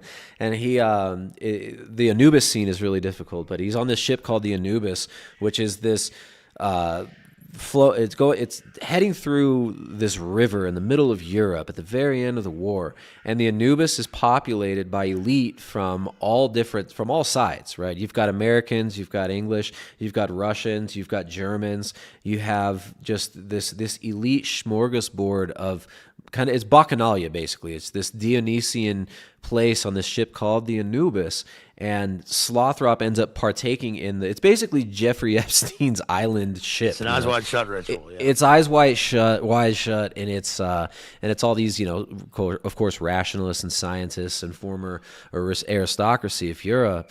And during the war, they're just on this carnival ship. And it's this really, really gross place where there's they're drinking until they vomit. There are all these synthetic drugs that they're imbibing in, and these synthetic opioids, which ends up 50 years later becoming a major thing. And the Slothrop gets honeypotted, and there's child abuse that's going on the Anubis. So leave it at that. Slothrop dissolves, basically starts falling apart after this. Like his conscience and his consciousness get fractured from the trauma of what he's engaged in, which is just a continuation of what he was subjected to. So it's got this kind of Kathy O'Brien, MK Ultra, 90s conspiracy lore. And again, this is written in 74, and this is long before you had it's SRA. All the SRA stuff wasn't being discussed really, and it was in the 80s and it's 90s. Not only eyes wide shut, it's also literal. I mean, it's like Candy Jones, Kathy O'Brien, it's Shirley Temple. Yes, it's the whole thing. Is Shirley Temple is a foreshadow throughout this thing, and it leads on to something. It's ancient, as Alex says, ancient Egyptian rituals. He literally connects this. The girl is Shirley Temple, and the Shirley Temple being. For those of you who don't know, Shirley Temple was one of the first child stars in Hollywood, old Hollywood. And she was heavily abused by producers, by directors, and by all the people in that scene. And she was paraded around in these videos, singing about lollipops and animal crackers in my soup and all these kind of childish songs. But the good ship lollipop, HMS Pinafore. They made her like Betty Boop, kind of, but she was a little girl. It was really horrific when you look at these Who became old a films. senator. She was essentially a slave of that system and was used as such. So he connects all these ideas with the dissolution of Slothrop, and Slothrop being the kind of only American character, he falls apart after this experience on the Anubis. He leaves Jeffstein McEffrey Island, and after the Lolita Express boat breaks him, and he starts to unravel, and he becomes Rocket Man eventually. He gets a cape and a helmet from a Wagnerian opera. So he's connecting, right? So Pynchon connects high culture and high European culture and low comic book culture in the character of Slothrop, who just dons this cape and throws this giant helmet on, this kind of like Germanic look, and people start calling him Rocket Man. They're like, "Oh yeah, that's Rocket Man. He can do anything." And they bring in these comic book jokes. And again, that the smashing together of high and low culture. There's a lot that's there. I mean, I think he's showing that, like 19th century in Weimar, later, Weimar so-called high culture and the Enlightenment aesthetic. It's not bringing you any higher than really comic books are in the 20th century, and they become all smashed into a single form. It's also a kind of ride of the Valkyrie. We're riding through the sky, and we're also headed towards Gotterdammerung. This was the Twilight of the Gods was Hitler's final act, was the immolation of Germany, self-immolation of Germany, the burning of Germany in the Twilight of the Gods. And the part that part right there is on page 636 in the book. It says, this is crazy when you get to this part. It says, omens grow clearer, more specific. He watches flights of birds and patterns in the ashes of the fire. He reads the guts of trout he's caught and cleaned, scraps of lost paper, graffiti on the broken walls where facing has been shot away to reveal the brick underneath, broken in specific shapes that may also be read. One night on the wall of a public shithouse, stinking and ripe with typhoid, he finds amongst initials, dates, hasty pictures, werewolf stencils on the dark man with the high shoulders and the Hamburg hat, an official slogan, Willst du V2 dann Arbeit? If you want the V2, then work. And then it says under that, and then another message caught his eye, Rocket Man was here. These were fifth columnists well inside the head, waiting the moment to deliver him to the four other divisions outside closing in. He's talking partly about the Herrero Schwarz Commando, the black divisions. And he says, so next to the other graffiti with a piece of rock, he scratches his sign. This was crazy because the sign that he scratches here is... it's a scratch and sniff. The sign that he scratches there is the target symbol. And what's really crazy about this is that Jamie and I did a stream on the lost symbol, and this Dan Brown book, and then the series, The Lost Symbol, and we found that the central symbol in it was essentially the dot with the circle around it, and in here it's essentially like that. But what we discover is that he is really drawing his call sign that he draws right there under Rocket Man was here is also the symbol of the V2 rocket, both rising and falling. And we realized that it's actually looking at the V2 rocket from downwards. We're looking up at the rocket. And then this is what he calls, this is on this page, on page 637. He says, next Friday at dawn, this is one of my favorite quotes, the magician, his own moving Heiligenschein, rippling infrared to ultraviolet in spectral rings around his shadow. Over the dewy grass comes with his dog, a coal-black dog who hasn't been fed for years. The magician digs carefully all around the precious root till it's held up only the finest root hairs. He digs a mandrake. So he's digging a mandrake in a sort of an Ouroboros through time, where we get the magician in the Renaissance. There's a provenance leading up to, like you said, through the Enlightenment, all the way to now, and then going back again, where this priest of the V2 rocket who becomes Blissero is this kind of pre-medieval, a witch. The whole thing is, he's a sorcerer. He's a magus. He's a sorcerer. The whole thing is held up by, there are sorcerers and witches attached to this thing, and Slothrop is a kind of medium attached to this. But that's crazy because the end of the book really is where Slothrop kind of disappears and dissipates in the scattering of characters, and we learn eventually when we take on the second person point of view, and then we sort of become a Slothrop character, and the book, it doesn't matter if you give away the ending, because the ending is the beginning. I'll be right. Keep going. I'll be right back. I'm just going to do something real quick. Keep going. The book ends with us essentially what happens at the end of the book. It's not a spoiler again, because you have to get to it through 800 pages. Is that this character of Blissero, who is a a kind of albino white, almost archonic Nazi character with a human dog slave, puts the person in the V2 rocket, wraps him in Impolex G, which is the kind of a polymer plastic that responds to sexual notions, and it wraps around him, and then he sets the V2 rocket off and launches it, and it goes up into the sky where the Brenchless never occurs. We're Brenchless is the moment that the rocket reaches its the apex of its parabola, so before it comes back down, and we never see that. So it kind of, he sends as a gift, as a sort of spiritual, psychosexual spiritual gift, his slave double Gemini twin off into space, where he kind of melts with the stars and becomes a kind of moonchild.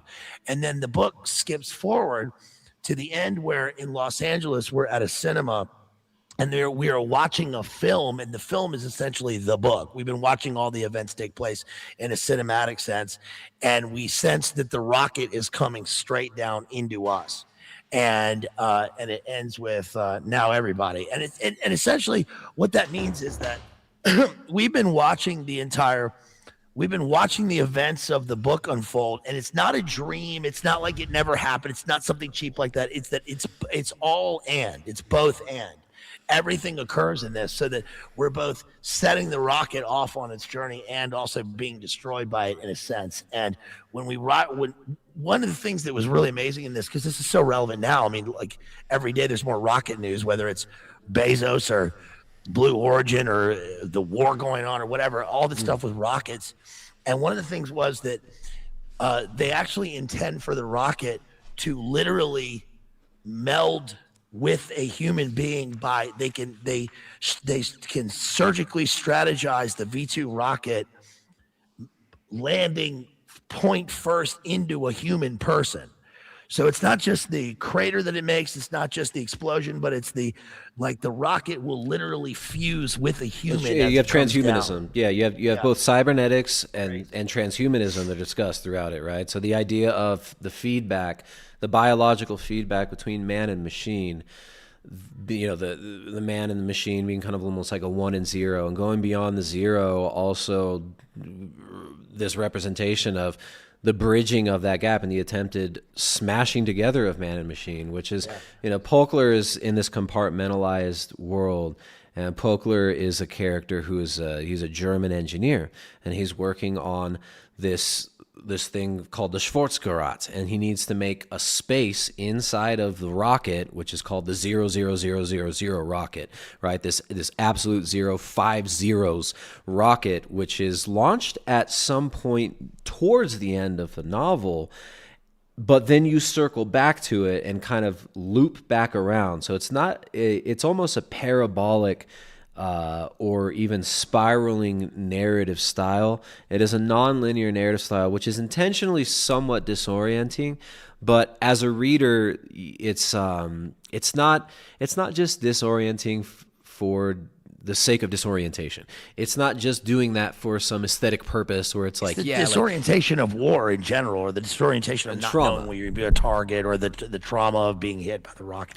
Also, right. So Pölkler has to make your 000 you mentioned, the 5 zeros, also ended up in a weird twist of fate being the launch codes. Remember when they hacked the U.S. nuclear launch codes? They released them, and they said it's just all zeros. Isn't that crazy?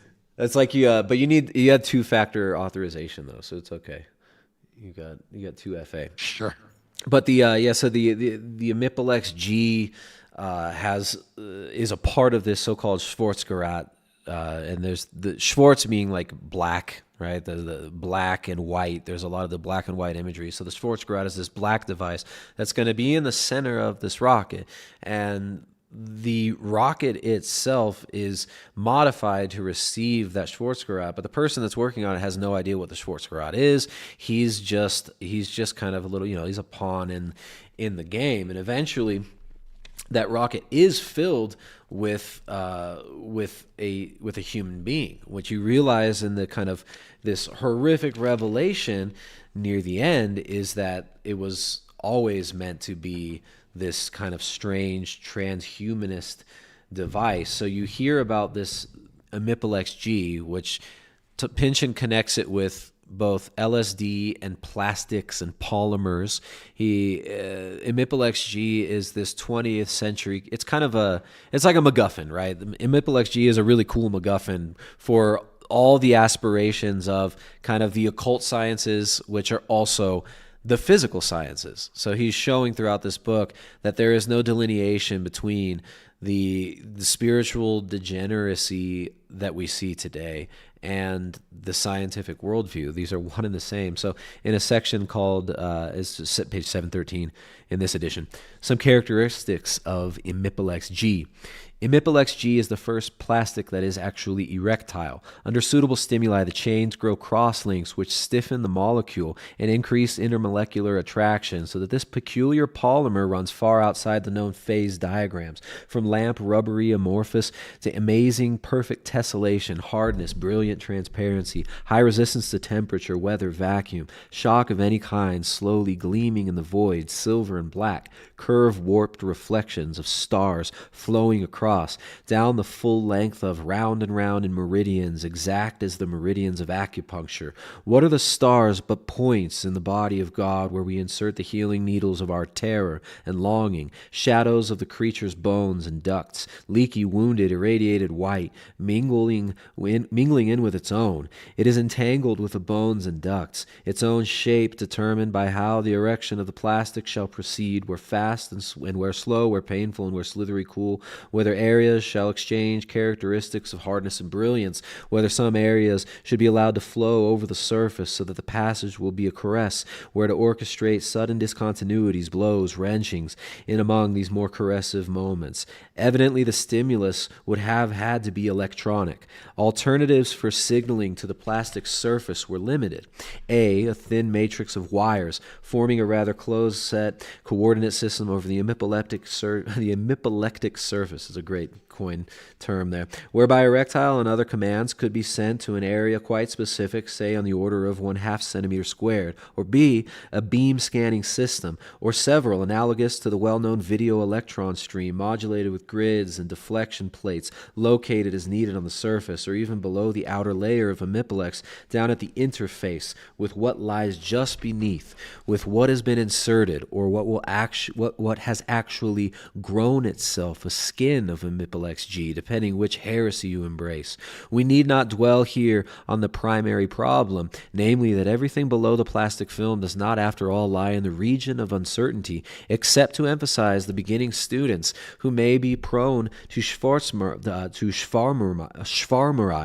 that terms referring to the subimipelexity, such as core and center of internal energy, possesses, outside the theoretical, no more reality than do terms such as supersonic region or center of gravity in other areas of science. Or C, alternatively, the projection onto the surface of an electronic image analogous to a motion picture. This would require a minimum of 3 projectors or perhaps more. Exactly how many is shrouded in another order of uncertainty, the so-called Otiayumbo indeterminacy relation. So it kind of gives you this like scientific gibberish jargon. Probable functional derangement, YR, resulting from physical modification. Theta R, X, Y, Z, is directly proportional to a higher power P of sub-imipelectic derangement, being not necessarily an integer and determined empirically. So all of a sudden it breaks into this section where it's basically technical jargon in an instruction manual telling you what Imipex G is from the perspective of the scientist. And notice it brings in full-on religious imagery, right? It's the stars. Reminds me of the fondle slab. You remember that? No. You covered that. You covered that years ago. Yeah, you did. You covered it years ago. Remember when they started making the like little case you could put on the iPhone, but it was made of skin. Oh, and man. I don't think I covered that. You and Boiler. I remember you and Boiler were covering the. You didn't call it the fondle slab, but that's well, this is what it is. Imipex G is basically he's wrapping up like film. David Cronenberg. Yeah. Yeah, I mean it's very much it's kind of what's that the director who did Prince of Darkness and a lot of those films. Carpenter, very John Carpenter-esque. So it's this plastic is they're trying to deify these materials that they're making and turn this into an interface which is going to project all of reality for man onto. So it's really you've got the symbol of the cell phone, you've got the symbol of the iPad, you have the projector screen, and then you also have this psychedelic aspect to it where it's sensation is being given through this plastic. So it's an interface which is artificializing all of man's life. And I mean, essentially this is what so-called realism of, the realism of materialism has brought us to a total reversal of what it was supposed to be. It's brought us into a complete artificial reality that's modulated by artificial substances in order to do what, right? You're just going to live in an Amipolex G shroud in the center of a rocket? It reminded me also of Dune, of the dudes who live in the spice, like the navigators, how they're completely surrounded in the liquid spice, totally submerged in this blood of the earth, polyvinyl chloridated liquid blood of the earth, I suppose. That leads up to, I'm going to smoke a cigarette real quick, but that leads up to, thanks folks at home. Hey, thanks for the folks at home for being here. Let me offer a quick little little plug here. Hey, shouts out to the folks at home, everybody in the chat here, the old school viewers of Tristan Haggard here, coming back on the channel, which please give this stream a like. Please make sure that you subscribe if you have not subscribed, or resubscribe. Because look, Tristan Haggard's back, and he's going to keep going with more based literature. And I'm personally very happy about this, because I'm also looking forward to looking at things like literature, looking at music, literature, art. And, I think it's important to look at the beautiful things in life, even though this book has parts of it that are very, very hard to get through, especially the part with the Anubis. Yeah, and we've tended to focus on some of those more intense images. Yeah, we have. But it is an extremely, this is an architectonic work of really be something beyond beautiful. There is something really, really original and unique in this book. The entire voice of the voice of the speaker throughout this thing, even though it tends to be disembodied at times or multivocal, is so incredibly rewarding, I think, and beautiful, and is a real original piece. And I think the best way to, fight all this ugliness in the world really is to make other beautiful things, I think, that can rival that and help us understand the world. And I think that, the book is certainly, I think that, you mentioned this is what I'll end with before I go smoke a cigarette, is that it would be impossible to understand this book, I think, with some sort of Christian grounding and understanding, or a paradigm of looking at the world. I can't imagine trying to read this book and my entire worldview is a sort of Marxist socialist viewpoint, or something bogged down in academia, that you would just get lost. There's nothing to grapple onto. There's nothing to find in this. So I especially appreciate that. And really, I wouldn't have gone back to read this if it weren't for you. So hope everybody can understand that. And I'll come right back after I smoke a cigarette. I want to talk about Blissera, if that's cool. Absolutely. Absolutely. Right, I'll be right back. All right. Dangerfield Henley, everybody. We got Bays Lit Analyzer here. Look at the chat. We got Jay Dyer. I haven't even gotten to address the Jay Dyer, the JDQ over here in the chat. What's up, Jay? Jay's talking tons of trash over here. Jay's just ripping me up. I think he left. He rage quit. Jay couldn't hang. But yeah, so it's a difficult text. It's not a book. It's not a book you'd want to jump into having not read anything for a while, unless you're just, unless you're a little ambitious. Now, I didn't read it in 3 days like our friend Dangerfield did. This took me about 6 weeks, and I kind of went through section by section, maybe about 20, 30 pages a day. Some days more, some days less. And it's like he said, it's a rewarding read in the way that, like, as you're reading this, you're seeing all these different levels of meaning that he's bringing into it. And what he's exposing here and what he's really getting at and the heart of it, the idea that he's circling around and kind of tickling, right? He never comes out and tells you, well, here I am, Thomas Pynchon, as the author, and this thing that this character just said and did is good, and I give it a thumbs up. right? You're not getting that from Pynchon here. And it's something that I do appreciate, right? There are many different ways to read any, piece of literature, any piece of art or film. You look at the thousands of modalities for, different ways of interpreting any great work of art like Shakespeare. And when you're reading something like this is not, it's not like something, there's so much beauty. There is a lot of beautiful art in the 20th century. And even like post World War II, as far as literature, there is some really good stuff out there. And this is something that I missed for a good portion of my life. I think I was, I'd say like in the mid 2000s, around 2008 to 2012, 13, 14, when I was much younger, right? Back when I was in my early 60s. It's really easy to get disillusioned with all of the propaganda, with all of the absurdities that we have in our pop culture. And it's easy to start thinking, well, all these books are useless. All right. All these works of art in the 20th century, this is all it's all like the character earlier said, the leftist character, where she says, well, the pornographic nature of our culture, you have all these types of pornographies of sunsets, pornographies of deduction, she's seeing all the pornographization of everything, and this is in Weimar Germany, but it's also reflected in Hollywood and the decadence and all of this.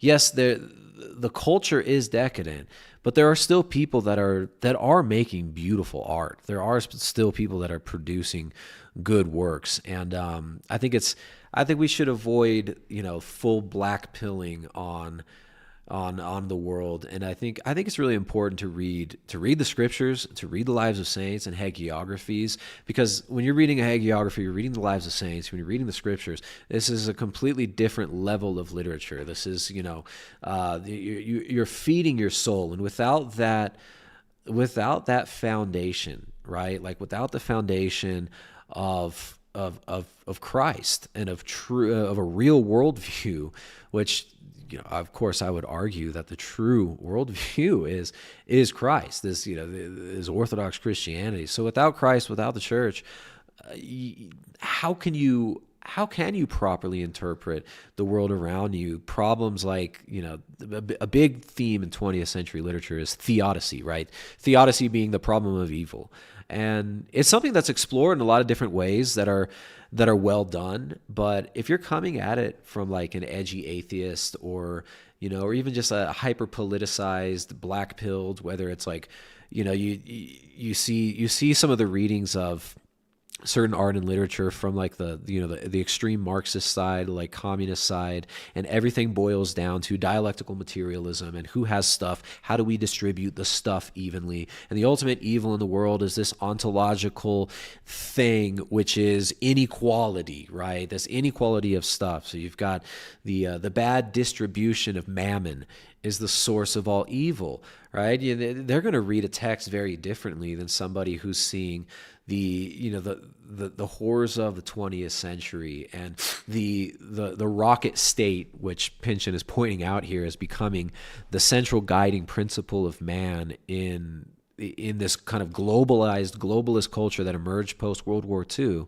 The centralized kind of what he calls formal. He says the coming peace that will be a formalized power ritual, right? So the power ritual of 20th century politicking, where war is little more than entertainment for some people, where politics is just pick a side and blast the side that you hate as hard as you can with intense rhetoric and stir up as much emotion towards that other side so that you can win the next election cycle. And truth be damned, truth be behind us, we're looking for power, right? You see this on kind of both extremes of the false left-right political perspective in the U.S., right? This extreme, this hyper materialistic and sometimes just power for power's sake worldview. Now, if you're coming from that angle, you're going to look at one of these texts, you're going to interpret the phenomenon very differently.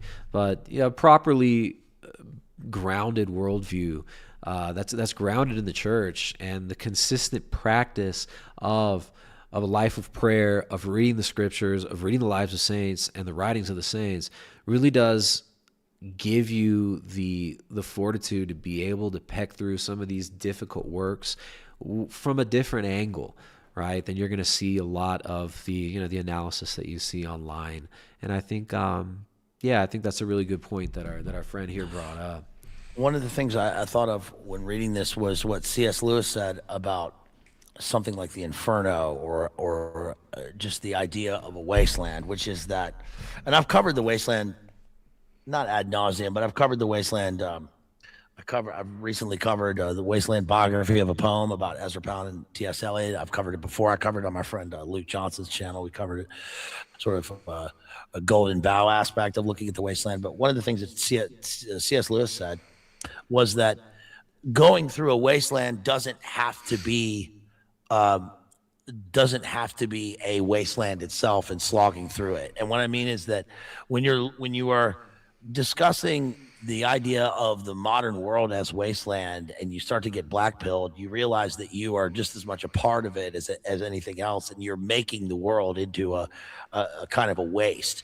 Whereas there are parts of the Inferno, or parts of Paradise Lost, where you're looking at things if you look at them from even the beginning of a Christian perspective, then you see that there is a beautiful there's a beautiful contrast to looking at something that is ultimately secular versus looking at something that is informed by God's dominion.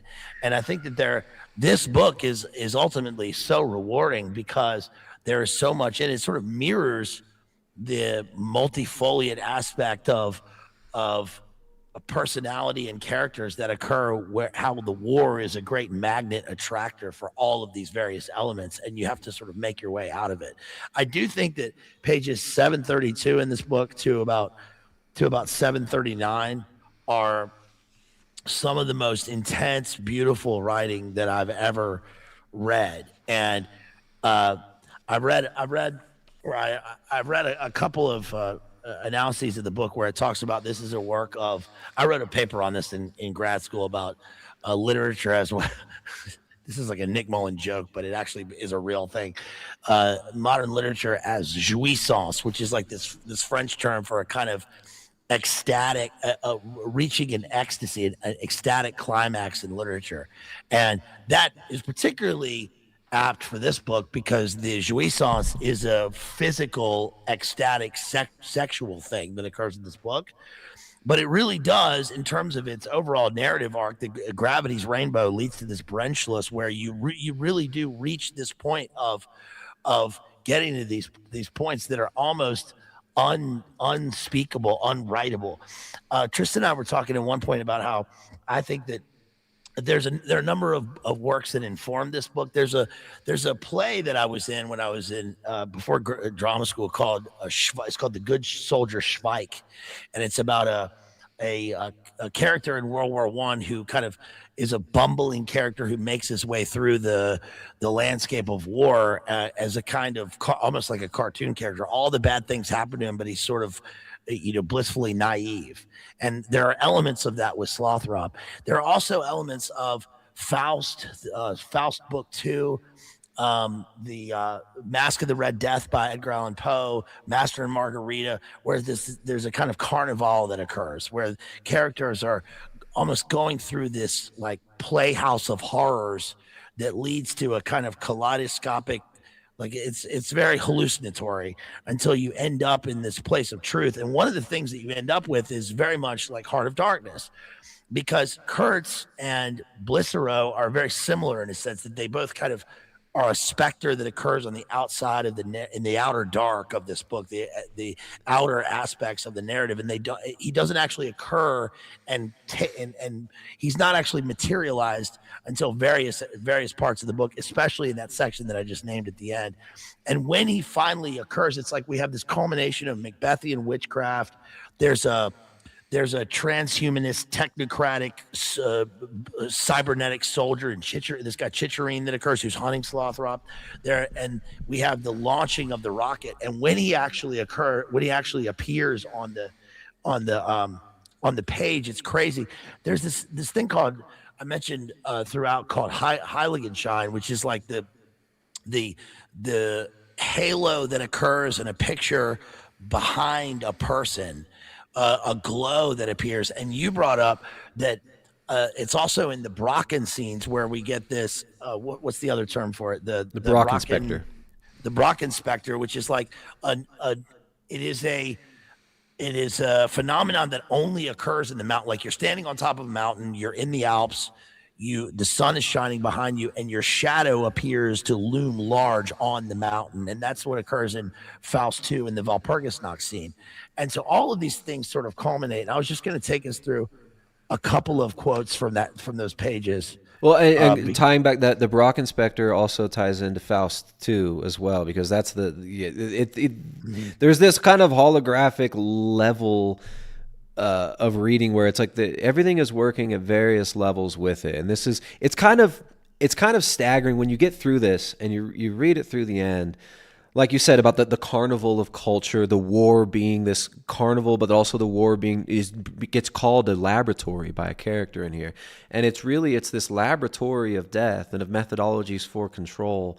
But you don't lose the sense of, I think if we were just to focus on that aspect, there is a humanity to the characters. Now, the characters themselves, it's not all about the internal experience of the characters, like the kind of high modernist stuff like Faulkner or Joyce are going to be writing about, right? Like you're not experiencing constant stream of consciousness and this beautiful subjectivity which Faulkner brings with like Absalom or Go Down Moses or it's the other one I read recently, The Sound and the Fury, right?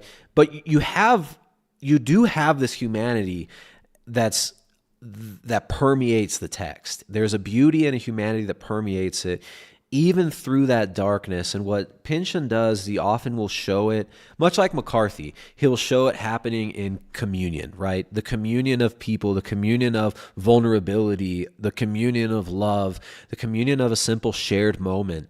And what's very tragic about what he shows in his tragic comedy sort of way is that the paranoia of the postmodern landscape and the carnival culture where everything can be mimicked, where imipolex G, like it has the word imitation in it, right? This imipolex G material that in the end shrouds this victim who's shuttled into the rocket. We'll talk about that in a bit.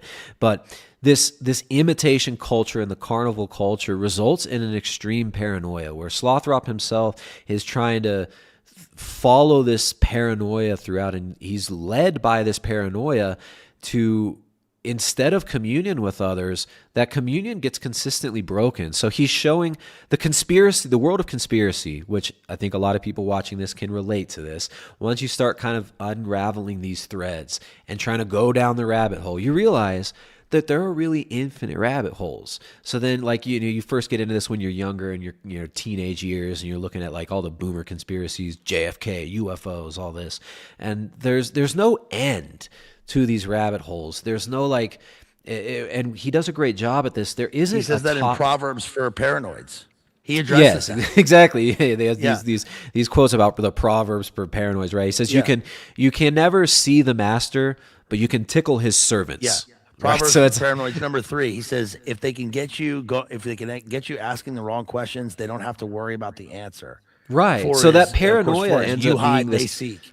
The paranoia is something it's validated within the text from Slothrop's perspective because of the abuse he experienced as a child, because of the atmosphere of secrecy and compartmentalization that's both in the war and then in his own self. But that paranoia ends up unraveling him. So where Slothrop's paranoia is justified, but what Pynchon doesn't condemn the paranoia and be like, oh, you're all just a bunch of schizos, losers, LOL, like later. But what he does is he chides the paranoia a bit, and he shows that really the way out is not just following the rabbit hole all the way down. It doesn't matter how far you climb. You get this very evil character who's, Captain Ahab meets the judge from Blood Meridian, meets Captain Lieutenant Kurtz, and it's this very evil character, Blissero, Dominus Blissero, who's like this magician, Kabbalist, German hyper scientist, but also magus, and he's just a mid-level guy. He's just a part of this structure that is what becomes the rocket state. But the beauty that you see between characters, you see this glint of light and this glint of humanity that happens communally, which is kind of where we're at, right? Like, and thank God we don't have just little glimpses of humanity of like, oh, you be nice to me, I'll be nice to you. We have actually the communion of Christ, right? We have the body of Christ, which is what we're meant to be a part of, which is what does transcend the one and the zero. You go beyond the zero in Christ. You don't go beyond the zero in your Pavlovian training and trying to deprogram or program somebody from some state in order to use them, as was done to Slothrop. You have real communion in Christ, not in this golem of the rocket, not in this like Kabbalistic death ritual of warfare where markets become a god and the market must be appeased. You have real communion in the person and in the unity that comes to us in Christ. So I think having that is important when you're looking at any of, even just a history text, right? Like reading the history of the First World War is not easy. This is like, it's dark, right? And the Second World War also, it's like when the machinery of scientism has gone that much further and the science of social control and cybernetics and ultimately transhumanism are starting to pop out of the zone that is the destruction of Europe and the void created by the death ritual of war. It is dark. The 20th century is very difficult. And what he does here is he's doing history in a way that's kind of, I was telling you, we were talking about this in the last few weeks, it's history that's more than history, right? And the real way to do history is, literature is an important aspect of the study of history, right? Reading the literature of the time, reading looking at the art that's produced by those cultures. You have to take this in this context. And the ultimate yes, read my book. Yeah. Read my book to get a clearer view of the truth of history. Because it's funny, my book is Runes right now on sale, $12 on Amazon. And this book, it's funny because I hadn't read Gravity's Rainbow, and this book really does,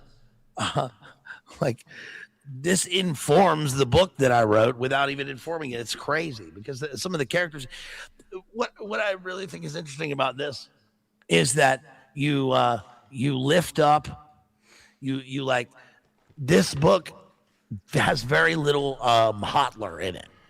And what I mean by that is that we don't get the ultimate bad guy in this book as being the moralistic, Dolph Hotler. Instead, it's not just all the Germans are bad and we're Superman, we're going to go save you. Instead, it's like we get like you lift up a log and like all these spiders come out, and like that's who some of these characters are. And one of these is Blissero, because as it turns out, in a lot of the historical works about this, that Hitler was not over the moon, I guess you would say, about rocketry or advanced technology as far as this goes. He was not like this book right here is it's a pretty basic book, but it's kind of a case study in how the whole idea of setting off Heisenberg to find the secrets of nuclear war was not something that really appealed to Hitler in day-to-day life, or that occurred to these scientists, because he was concerned that if it set the world on fire, it's just like that scene in Oppenheimer,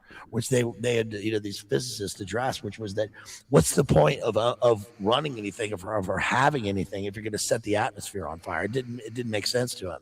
So he was apparently not even impressed by the V2 rockets. He wanted to stop the V2 rocket program because he had a dream that it was never going to work. So he put an end to it, and then he got pressured into reigniting the program later. Now, Hermann Goering, who is has a whole section named after him here, combined with morphine and Eucadol and Pervitin and all of these sort of what later became, ultra chemical opioids, opioids and amphetamines, like sort of plays into this the excitement and the the sort of bipolar nature of this whole thing. But when we get to, there's a part I wanted to read about Blissero on page 679 because it really, like who this character is, how he's described on the page. So I'm just going to read this really quick part about it on 679. It says, at the top of the complex is Schustafflingsführer Blissero. The name has found its way this far east, as if carrying on the man's retreat for him past the last stand in the Lunenburg Heath.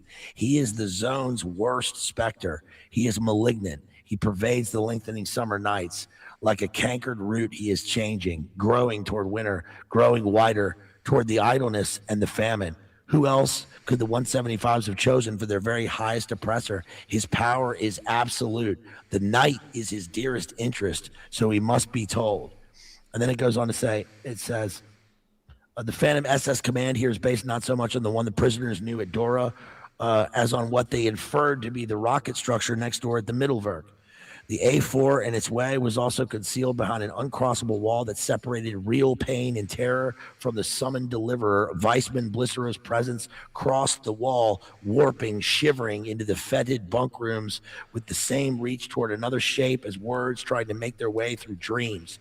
And then on the next page, it says, on hearing the name of Blissero now, I'm not going to read that part. It says, but it goes on to say, as long as the Anubis kept moving, there was no need to choose. The memory could have been left so far behind that one day its reality wouldn't matter anymore. Of course it happened. Of course it didn't happen. We think he's out there, the town spokesman is telling Thanatos, alive and on the run. Now and then we hear something. It could fit Blissero easily enough, so we wait. He will find us. He is a prefabricated power base here. We're waiting for him. Back here in her wake are the preterites swimming and drowning, mired in a foot. Poor passengers at sundown who lost the way, blundering across one another's flotsam, the scrapings, the dreary junkies of memory. He knows Blissero exists. This time it's real. Blissero, alive or dead, is real. I mean, it's crazy. And then it goes on. There's another section here. What page was that? That was page around 681. 0000 is Terror's Blade. Then if you move on to page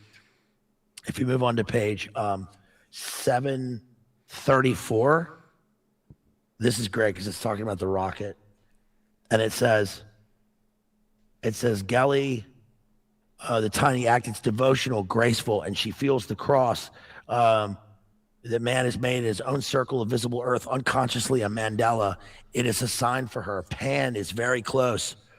What luminous spaces will Pan carry her to? The moon has risen. It was the equinox. I'm sort of skipping through this part. It was our mission Gelly is to like promote this witch character. death. Gelly is one of the only references to Hitler here, too, because of his niece, Gelly Roblick. At page 735, suddenly Pan leaping, its face too beautiful to bear, beautiful serpent, its coils in rainbow lashings in the sky into the sure bones of fright. Don't sit by the tree like this with your cheek against the bark. It's impossible in this moonlight to see if you're male or female now. Your hair spills silver white. Your body under the gray cloth is so exactly vulnerable, so faded to degradation time and again. And then it goes on to talk about Blissero on the next page. When Blissero wants an answer, he says so. America was the edge of the world, but Europe has gone deeper into obsession, addiction, away from all the savage innocences. Then finally it says, is the cycle over now and a new one ready to begin? Will our new edge, our new death kingdom, one word, be the moon? So this Blissero idea of Blissero being looking at him, his obsessed myopic with death. witch's eyes through the thick lenses, maybe looking into Gottfried's for the first time as he sends him off into this rocket. Dude, it's crazy. Well, yeah, and this is leading up to the kind of climactic end where the language becomes the prose gets very high, and it becomes it's kind of like, I don't know, almost Joseph Conrad type prose, Yes. Faulknerian.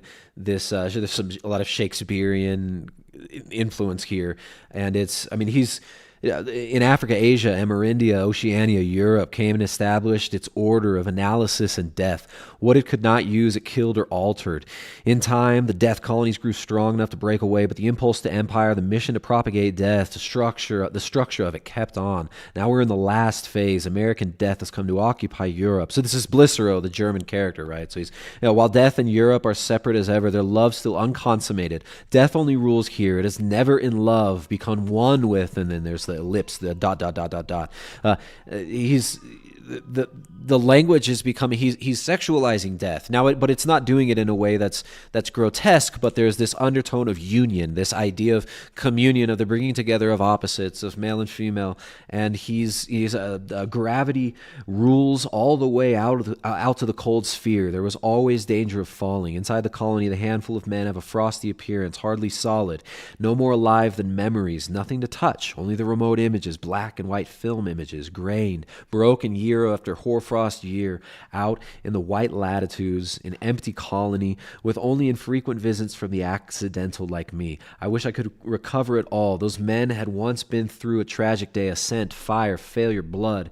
The events of that day so long ago had put them into exile forever. No, they weren't really spacemen. Out here, they wanted to dive between the worlds, to fall, turn, reach, and swing on journeys curved through the shining, through the winter nights of space. Their dreams were of rendezvous, of cosmic trapeze acts carried on in loneliness and sterile grace, and certain knowledge that no one would ever be watching, that loved ones had been lost forever. So this the oblivion that he's seeking, right? He's seeking this through science, through the rocket, and you're building to this imagery. The image that you end up realizing is what he's bringing about is this union of the rocket with man, with Gottfried being this child that he had destroyed, right? This young man that he had abused to the point of, like, the boy thinks he loves him, and he's grown up to be a man, and he was raised by Blicero in it's very it's very dark, very intense,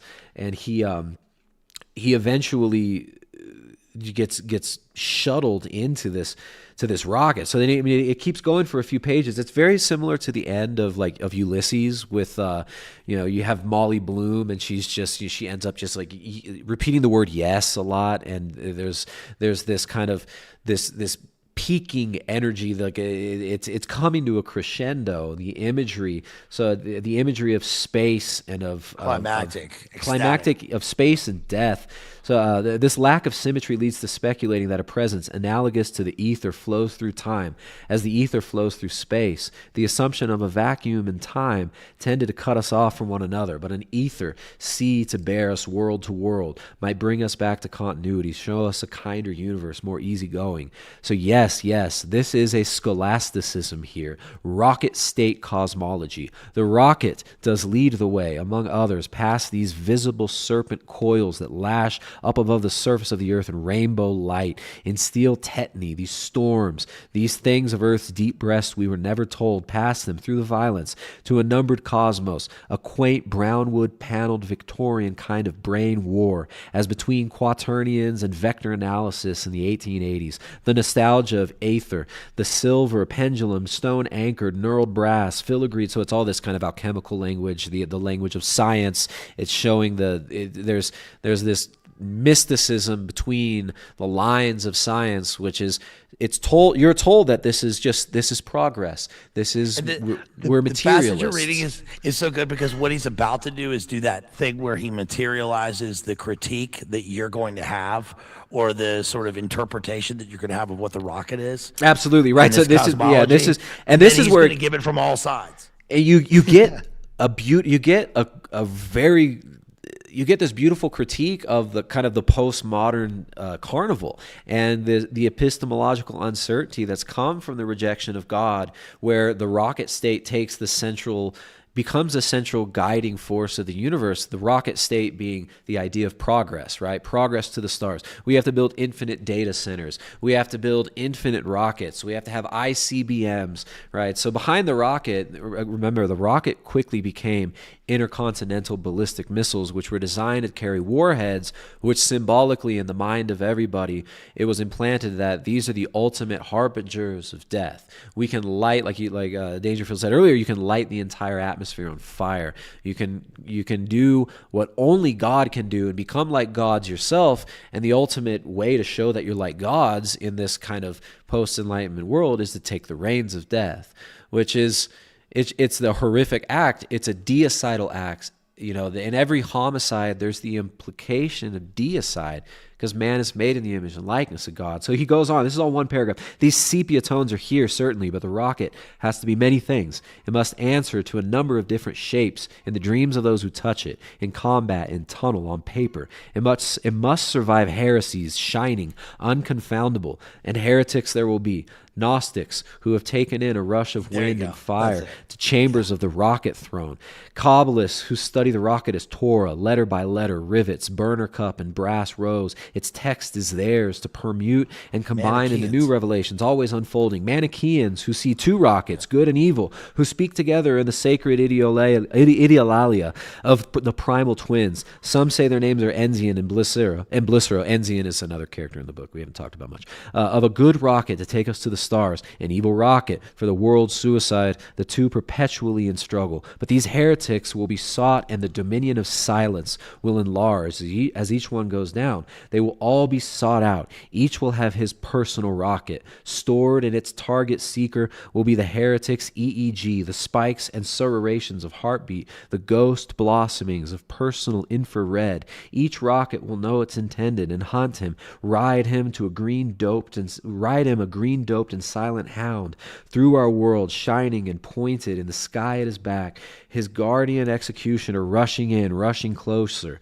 Here are the objectives: to make the run over tracks that may end abruptly at Riverside or in carbonized train yard, over roads, even the unpaved alternates, to which are patrolled now by Russian and British and American troops in a hardening occupation, a fear of winter bleaching the men all more formal into braces of attention they ignored during the summer. Closer adherence now to the paperwork as colors of trees and brush begin their change to purple blurs out over miles of heath, and nights come sooner, so that every man will have his own rocket. Every man will be a heretic, and the heretics will be sought out, right? So this idea, it's going back to the Old Testament, right? Like the Book of Kings, I think it is, where it's like every man will be a god in his own eyes. Every man will have his own god, and this is the ultimate disillusion of meaning and of community, of communitas, and ultimately of love, right? Where man is coming to love and worship the golden calf of technology, it's the cell phone, it's the devices, and this is what the Schwarzgurot is also, the Imipex G, this alchemical combination of drugs and plastics into this artificial landscape of intense feeling, but with no telos, with no real meaning. It's the mirage of the ubiquitous nature of a flood of data, all information, all the time, all knowledge, all things. The mirage of that being a substantive thing rather than meaning or purpose, especially through Christ. I think that, it's interesting that the crosshairs of the targeting system and the crosshairs of the rocket itself play such a role in this, like a cross on a mandala. It's almost like this thing coming from the sky that's been sent, this arc, like you were talking about, that a kind of mimicry of the original covenant of the rainbow, and the covenant being both the thing sent and the thing being sent, and the sender. And there's an interesting part at the beginning where, when we first discover that Slothrop is able to predict through his sexual response where the V2 rocket is going to land, where it says that on the other side, there's a notion of the other side, like it's coming to land. We have the Brenchless, and it comes down and land, and it destroys, and there's a merging, there's a destruction, sex, death, all these things that occur. But on the oblivion, but on the other side, there's also a sender, and the other side becomes this metaphysical question throughout the book what is on the other side? Where is the place where that we can come to absolute zero? I really. This book also made me think of. I covered this book right here, which I think is interesting for anybody who wants to cover something sort of contemporary, historical contemporary. It's called Predator Empire by Ian G.R. Shaw. It's about drone warfare and full spectrum dominance. And there's a quote in it on page 57. I covered this a long time ago. It says, "The crystal palace transmutes into a glass labyrinth, an opaque maze," which is to say that the sky, as the crystal palace that is constructed by the military and industrial complex, becomes this labyrinthine passage where we can both see it and we cannot see through it, and where the point of the book is to show that any person becomes the target of a targeting system, no matter where they are. We're all targets. And that's something that I think that this book essentially comes to, but in a completely different way. It comes Let to me read it this paragraph for the first paragraph of the book, right? So what you just said describes that. It starts with it's a great opener. A screaming comes across the sky. It has happened before, but there is nothing to compare it to now. It is too late. The evacuation still proceeds, but it's all theater. There are no lights inside the cars, no light anywhere. Above him lift girders old as an iron queen, and glass somewhere far above that girders. I'm sorry, lost my line. And glass somewhere far above that would let the light of day through, but it's night. He's afraid of the way the glass will fall. Soon it will be a spectacle, the fall of a crystal palace, but coming down in total blackout, without one glint of light, only great invisible crashing. That's the first couple of paragraphs there. So they have the idea of the crystal palace also. This goes back to I think a text that is really kind of seminal in modern literature, and that's the Notes from the Underground, where Fyodor Dostoevsky, you and I, that was one of the early streams that we did. It was such a fun stream and such a fantastic book. Kind of the roots of modern literature reach all the way back to the great Orthodox Christian novelist Fyodor Dostoevsky, and much like Gravity's Rainbow, he is portraying kind of an apocalyptic character in The Underground Man. You have a man that's disillusioned with he's both disillusioned by and a product of the Enlightenment worldview. And the Crystal Palace is something that he brings up early on in The Underground Man and Notes from the Underground. The unnamed character who everyone calls the Underground Man, he brings up the Crystal Palace as this symbol of progress in kind of like the Victorian era Enlightenment sense, but also the fragility of it, right? Because the Crystal Palace itself was a giant steel and glass structure made in, was this in London? Or where exactly? In London. And then also at the World's Fair in the U.S. in the late 18... That's right, Chicago. In the Chicago World's Fair. It's like 1892 or 3, I guess, they built a Crystal Palace also. And Devil in the White City, the White Visitation. So that idea of also here on page 742, we've got from the perspective. I think this is from the perspective. This is Enzian. So Enzian is another one of Blissero's kind of abused character. He's a Schwartz commando. So he's a black from like Namibia who's he's a fighting Herero, with this. He's a Herero warrior who is part of the Schwartz commandos who were fighting for the Germans. So he's crawling around the zone trying to find the rocket as well, because these cultures that see themselves as kind of victims of the previous order, they also get obsessed with the technological advancements of the post-Enlightenment era and then see their transcendence even in different ways within the Herero group as being connected to the rocket and to tech. So whereas Enzian sees the rocket as this way to possibly wield power back against those who wielded power against him in kind of this almost, it's kind of this retribution thing.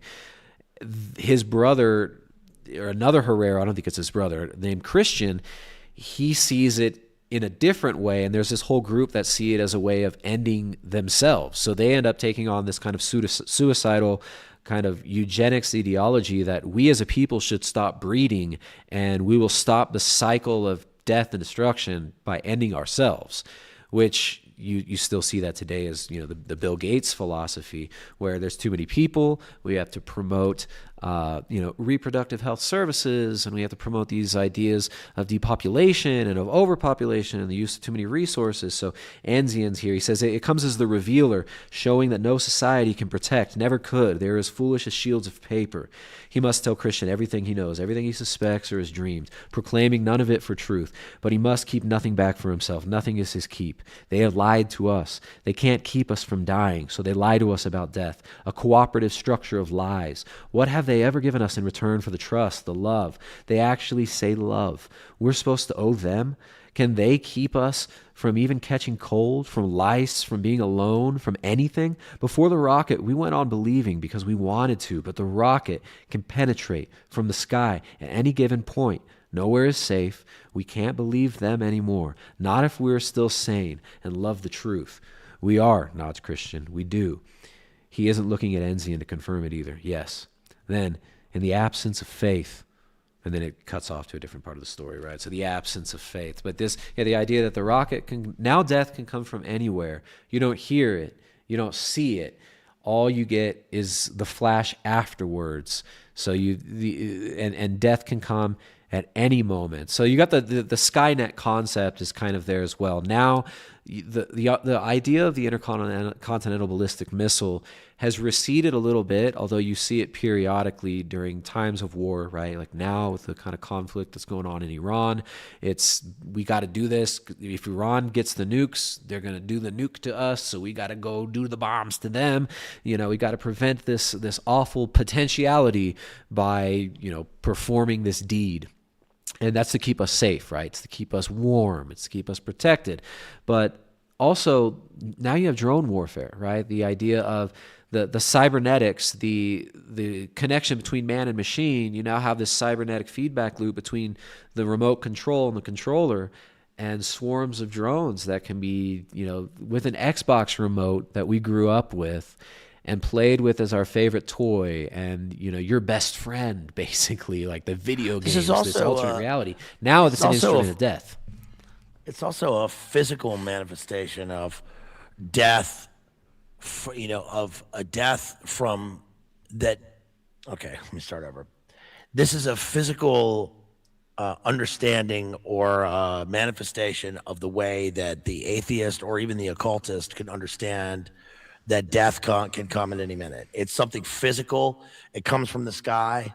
It's something that you can't see, but it's also tangible. So it's this way for many of the characters in this to understand the tangible nature of life and death. It's so much so that they begin to worship. I mean, it is so clever how how Pynchon has this confluence of all of these various narratives that occur throughout the book, where we have all these various characters, and we have the occultist, and witchcraft, we have the atheist, we have MK Ultra, we've got drugs, we've got the history of drugs, we've got military industrial complex, we got corporate state, stay behind armies, Gladio. All of these various things mix into this one thing that is sort of seen in the physical emblem of the rocket that occurs. My favorite line, by the way, in this whole book, it's about where you're coming up.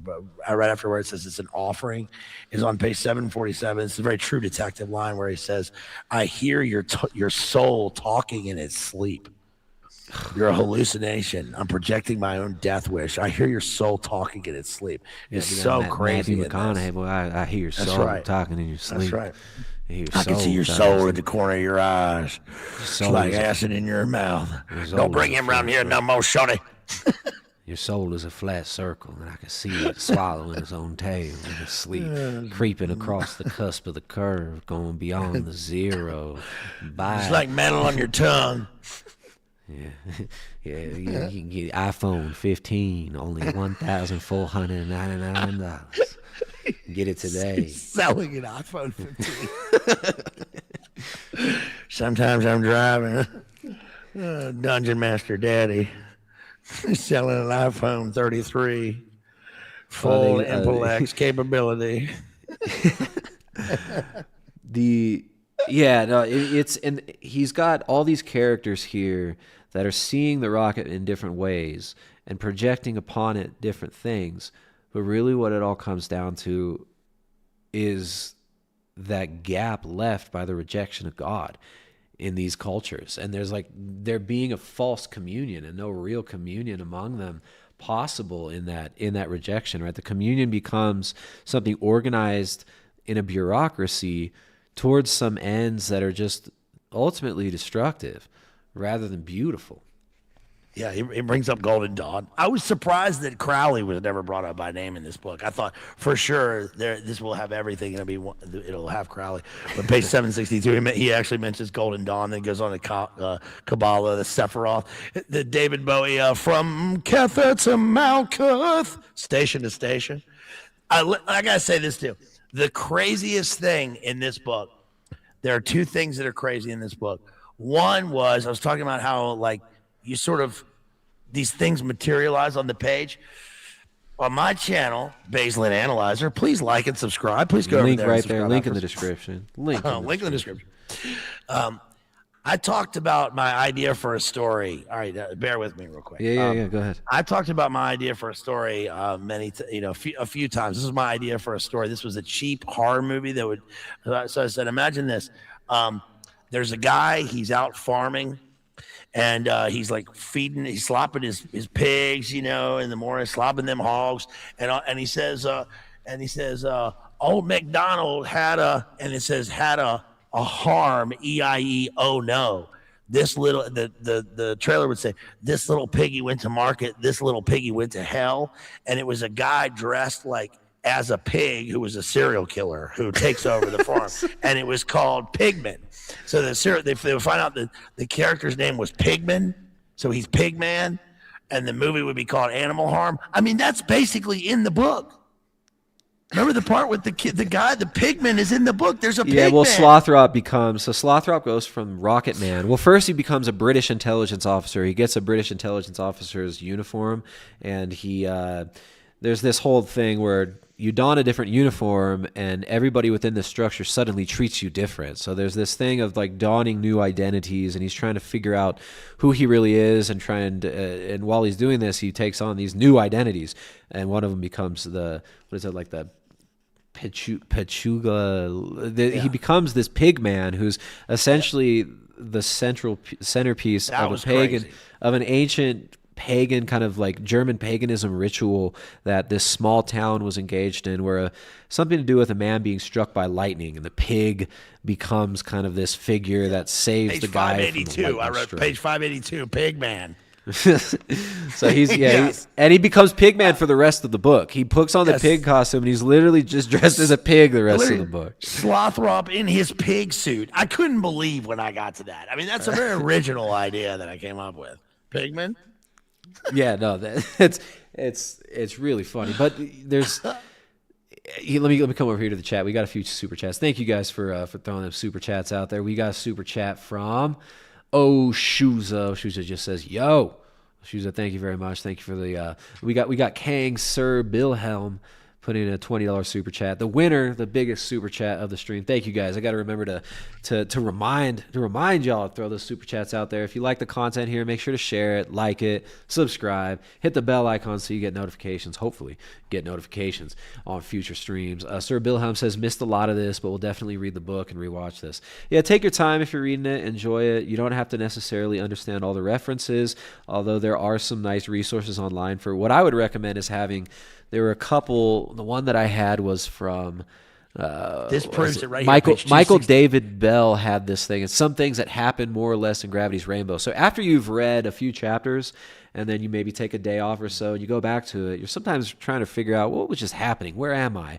And there's like a bit by bit short summary, just 2-3 sentence summary of each section within those 4 greater sections of the book here by Michael David Bell. Some things that happen more or less in Gravity's Rainbow. And that's kind of helpful as you're going along if you just remember what happened in the last little episode, because you're jumping all over the place. You're going forward and backward in time, and you're jumping between so many characters, and it is ultimately a fun read. I think we've focused on much of the heavier, a lot of the more heavy and deep kind of philosophical aspects of this book. Bro, Skull and Bones is in here. Right. What page is that? Skull and Bones. That's page 271. Begone, dull care. Skull and Bones.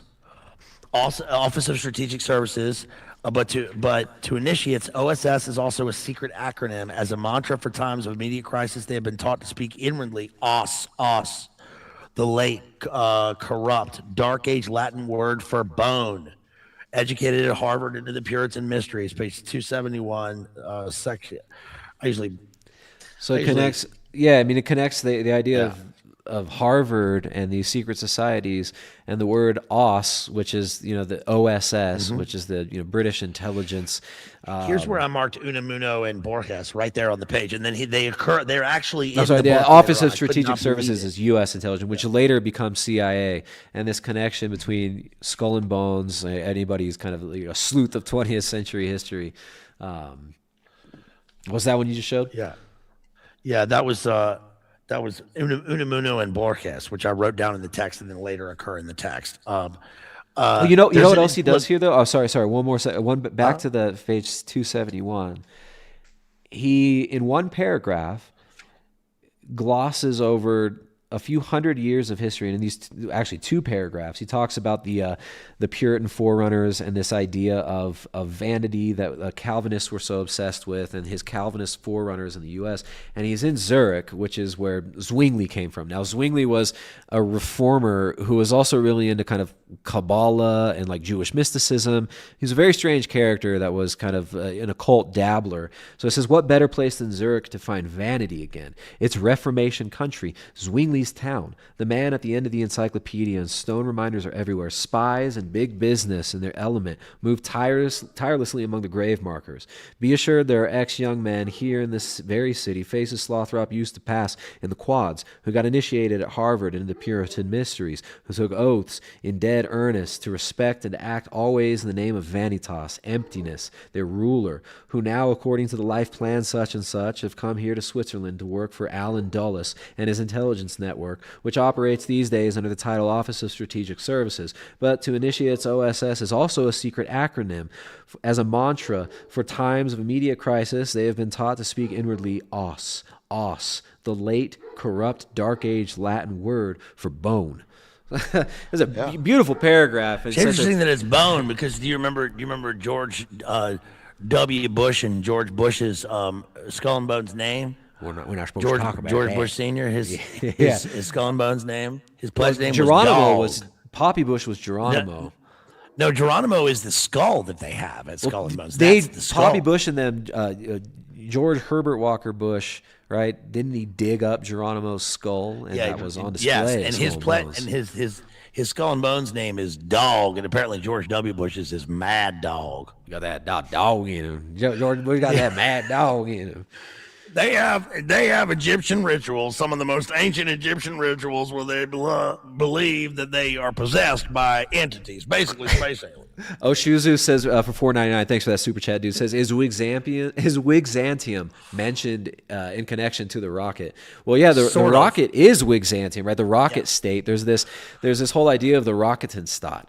And one of the kind of beautiful and very funny aspects of this, which we haven't talked that much about how funny this book can be, and there are some total hilarious boomer pun jokes. The John E. Badass, the ship. Yeah, there's the ship called the USS John E. Badass, which is the this American ship, and it's being steered by a captain near this U-boat that's filled with Argentine these Argentinian not socialists, but anarchists. These Argentine anarchists have hijacked a U-boat and are trying to get to Argentina to restart their kind of their gaucho movement, which is essentially like the Argentine cowboy fantasy. So they have this nostalgic view of the gaucho movement. They're going to go be cowboys again and be super based and be anarchists. And they were thinking that the zone would be a place where they could rebuild this. But then they end up taking the U-boat and trying to go back to Argentina. And they want to make a movie so that they can propagandize people into their worldview. It's a really funny sequence, but they are passing the USS Johnny Badass, and the USS Johnny Bad, there's this like Red Dawn kind of scene where they're going to get destroyed, but the USS Johnny Badass doesn't even see them because everyone on that ship has taken a drug called onirine, and onirine is ONEIRINE, RINE. It's a synthetic opioid that is developed by IG Farben, which is kind of that has certain hallucinogenic properties, but it gives you a distorted sense of the passage of time. So they're on basically a different timeline because they're all high on onerine because this guy slipped it into their punch bowl or their coffee pot or whatever. So they don't even see the Argentine U-boat except on the interface of their little radar thing. So they see the boat, but they see it at the wrong time and fire on it at the wrong time. So you kind of get this idea of levels of analysis. The people at different levels of analysis are kind of missing each other and talking over each other in this theater of war, and then also the cybernetic overlay of the image of the U-boat on the blipping radar, and they miss the reality that's displayed on the radar due to just being blitzed on the drugs that are given to them by these cartels of corporations and intelligence agencies. And there's another scene where Slothrop gets given a brick of hashish by an intelligence guy who tells him, if you go get this brick of hash, I'll give you like 5 million Reichsmarks because I've got a printer over there in my apartment and I can just print you 5 million Reichsmarks. And he shows him the printing press. So he says, all right, I'm going to go get this brick of hash. He gets the brick of hash and then completely forgets his mission, totally forgets everything that he was doing, including trying to figure out what it was and who programmed him to have this response to the rocket and who am I and all this stuff. Well, he loses himself in the drug reality that's given to him by an intelligence agent. And then he's also, when he's in Zurich, he gets offered LSD by a German intelligence, or like, so I don't know if he was German or if he was British, but this guy goes, he's like, psst, hey, you want some LSD? He's like, what's LSD? No, I don't want LSD. I'm trying to figure out what a Mipilex G is. And so you have this aspect of drugs being used to subvert countercultures or create controlled countercultures and to just distract people in their passions and in their delusions throughout the book as well. So and it's done in kind of a funny way. Yeah, he takes you through the entire history of the opium wars, opium, morphine, Pervitin, Eucadol, speedballs, heroin and cocaine, morphine production. Look, here's what I did. Look, here's folks, my last thing. Look, folks. Here's the real deal. All right, I got the documents here. Look, so folks, they're rubbing cocaine on giant adenoids. There's a giant adenoid creature creeping through London, sucking up all the buildings, and they're just rubbing pounds and pounds of cocaine on this giant adenoid that's leaving a slurping shining path of snot in the roads. That's an actual scene, though. There is a giant adenoid that this guy Pirate Prentice dreams of in the beginning of the book. And then adenoid is like the gland and kind of back by your nose. And it turns out to be the adenoid of a real historical figure who was involved in who was that? He was this British lord or something. So yeah, this giant adenoid, it's kind of a King Kong / the Blob 50s B movie sequence where the military is blasting it with like RPGs and grenades and shooting it, and they can't kill the adenoid, and it's consuming everything, and they're just rubbing kilos of cocaine all over it. He makes a joke about Freud, and yeah, I forgot about that scene.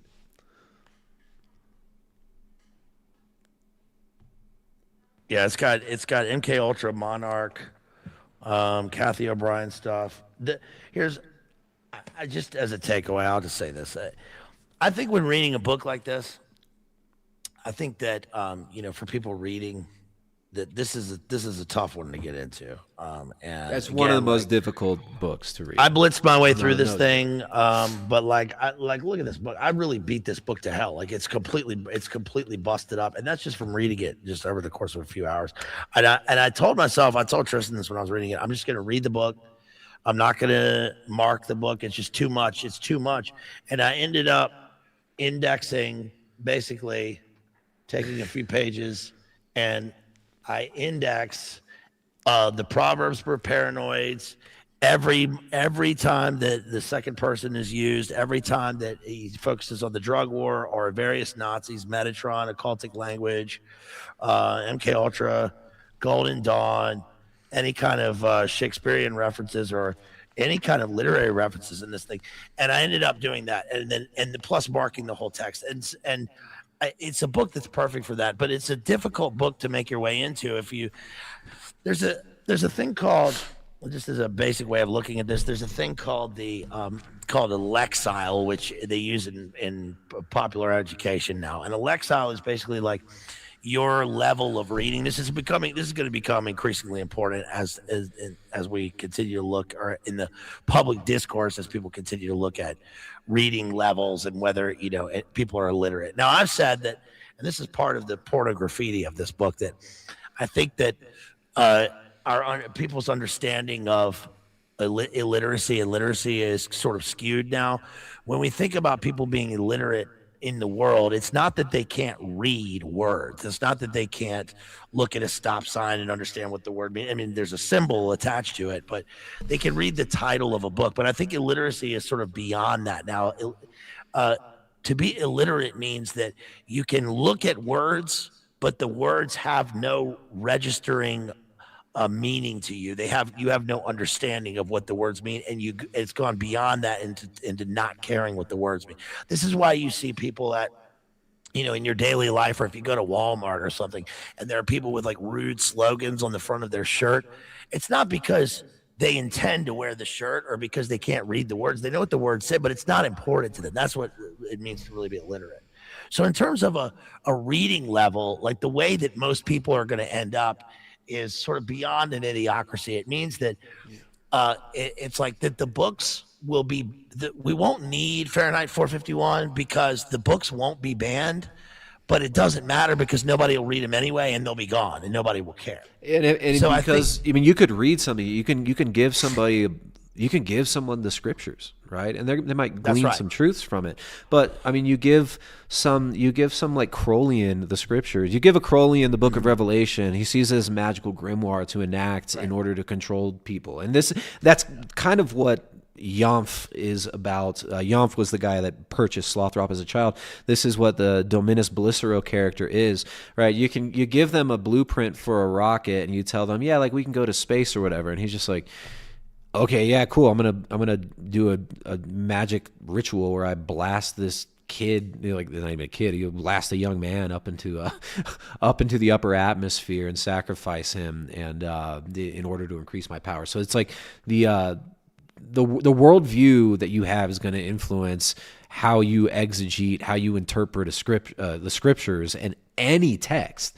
So you have to have a proper worldview. You have to have spiritual intelligence to be able to interpret any phenomenon, even, right? Whether that be, think about like flattery, right? Like if you're spiritually numb and someone comes to you and like flatters you and tells you, oh, you're so great, that's a manipulation technique often, where people will use flattery in order to get you to do what they want, whether that be, you're going to get honeypotted into some crime, or just like, hey brother, join my cult. Oh, you're so smart. I see you see the ways of God. You like, come join my yoga cult. Like, it's like we like to touch butts every Saturday.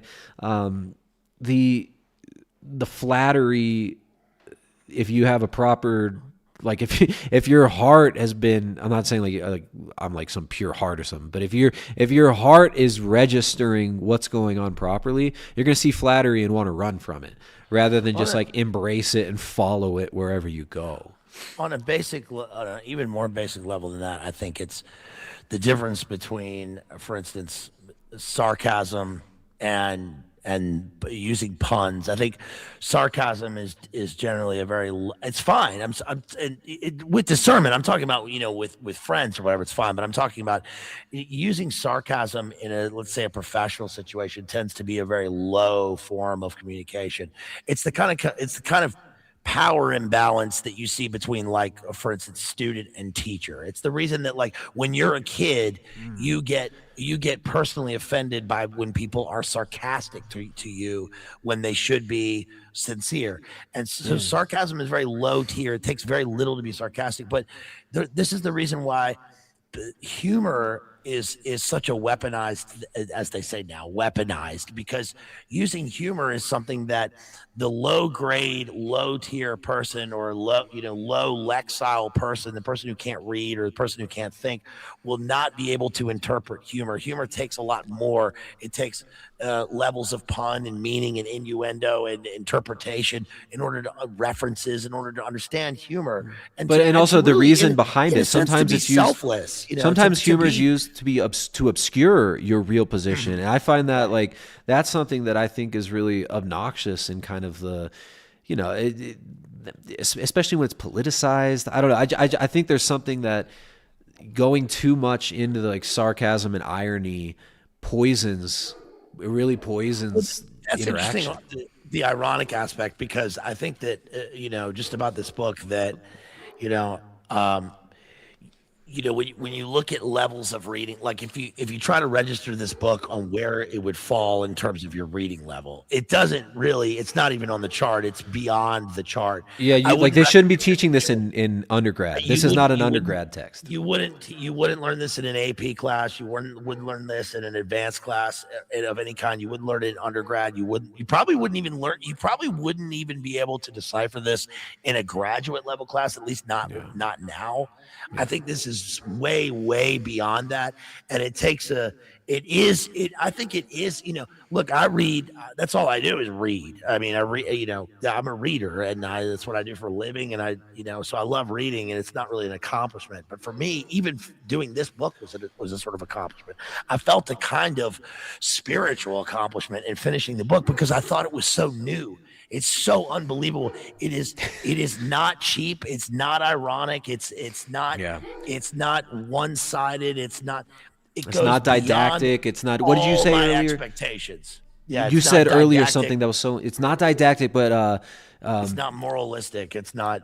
It doesn't have a. But there's a moral fabric to it, and if you read it correctly, it's beautifully done, and it's something that it's an achievement that is, I think, unparalleled within the genre of the 20th century novel. It's a novel that is it transcends its form. It pushes that form to its ultimate limits, and at the same time, this is something that you said earlier. What did you say? You said before we started, we were talking from Family Guy of it. Yeah. What? Yeah, it's not insistent. It's not insistent. Yeah, that's the thing that I've learned. I look, in terms of critical analysis, like I learned something extremely valuable from Family Guy. It's the one where, for the folks at home, this is the one where the Griffin family is about to drown in their own house, and they're having last words, and they say, "What are your last words?" And Peter says, "I did not care for The Godfather." And they say, "What?" And he says, "I didn't care for it. I found it insistent." What do you mean? It's a classic. No, it insists upon itself. Now, applying that to literature, I mean, that is a really true statement in terms of literature. Ulysses is an insistent book. This is not. This book is utterly uninsistent. It almost exists apart from you reading the book, which I think is like something like entirely new. And I mean, one of the closest things I can think of in terms of this to some comparison would be reading Heart of Darkness. I mean, I would look at Heart of Darkness as a prerequisite for this book because it's a novella. It's very short, but it has what the literary critic Hugh Kenner, when he was talking about Ezra Pound and William Carlos Williams, he says in his accent, he says, "First of all, you cannot imagine that being said. You cannot imagine Ezra Pound's poems in a modernist sense being spoken on a page.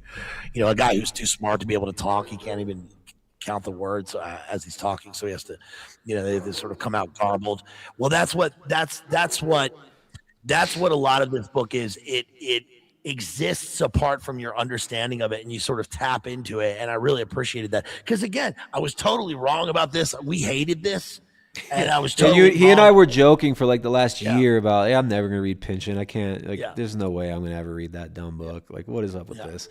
But totally. I love how you say this, it doesn't insist upon itself, because so much of kind of like the modernist movement, and by that being like post Wasteland, post T.S. Eliot, not modernist in the sense of like, like modernity and pro-modernity, but the modernists were very concerned with interiority, with the interior lives of characters, stream of consciousness, accurately portraying the world of a character and a life of a character through the prose, and they took it very seriously. I'm not saying it was bad. I think Faulkner, some of the best reading experiences I've had are Faulkner, and I think there's a reason why academia kind of bypassed Faulkner. They don't read him anymore because he uses he's got the N-word in it a lot, and it's Southern lit. But Faulkner, what he does, like Absalom, I might have to cover Absalom. If I could convince someone else to read it and talk with me about it, that is a book that was almost as difficult at the time as getting through Gravity's Rainbow. And the reason Absalom is difficult is because you're getting this heavy interiority, and he's trying something experimental, and it works. What he does works, and Faulkner isn't afraid to take a big leap and swing for the fences. And I think with Absalom, he does hit it out of the park, but it's not an easy read, and it's not really a fun read in a lot of ways because it's forensic. You're reading this, you're trying to figure out, where am I? What is this? Where is this going? Will this sentence ever end? I'm 3 pages into the sentence, and I'm just like, and you're stacking abstractions on abstractions on abstractions. And then by the end of it, you've gotten through this long sentence that takes 3 pages to finish, and you get something, but it's like he's circling around the wagon. And it was a very difficult novel to read and really hard to get through. This is in some ways just as difficult as that, but the payoff, I think, is, for people like us, the payoff is a little bit sweeter than with Faulkner because the scope is bigger. It takes bigger leaps of faith in what he's trying, and it's not so insistent upon itself, right? When you read Faulkner, if you read even McCarthy, right? These are works that are self-contained, and they take themselves very seriously. I love McCarthy. Like I'm not trying to bash him, but McCarthy's works they're beautiful, but it's also, they're insistent upon themselves, and I don't think that's necessarily bad, but sometimes it comes off as pretentious. Not with McCarthy. I don't think McCarthy comes off as pretentious, but there's some authors, like I can't stand Ulysses. Ulysses to me feels like it's like a dirty little boy troll writing, and even though it doesn't have the explicitness and some of the profane things that even word choices as Gravity's Rainbow doesn't feel as dirty as Ulysses. Ulysses just feels like it's like, I don't know, just some edgy atheist who hates God, who thinks he's brilliant, flexing on you, and like, look how beautiful and self-contained, and also look at all my little references I'm making to this niche, Irish culture and literary world that I'm in. Look how literary I am. People need to study me for years. He wanted to be studied like that. Whereas Pynchon, it just seems like he's dedicated. I don't know what's in his heart, but it seems like there's a dedication to the craft and a dedication to tackling the most difficult things. But then he also is constantly, he insists on you not taking him so seriously.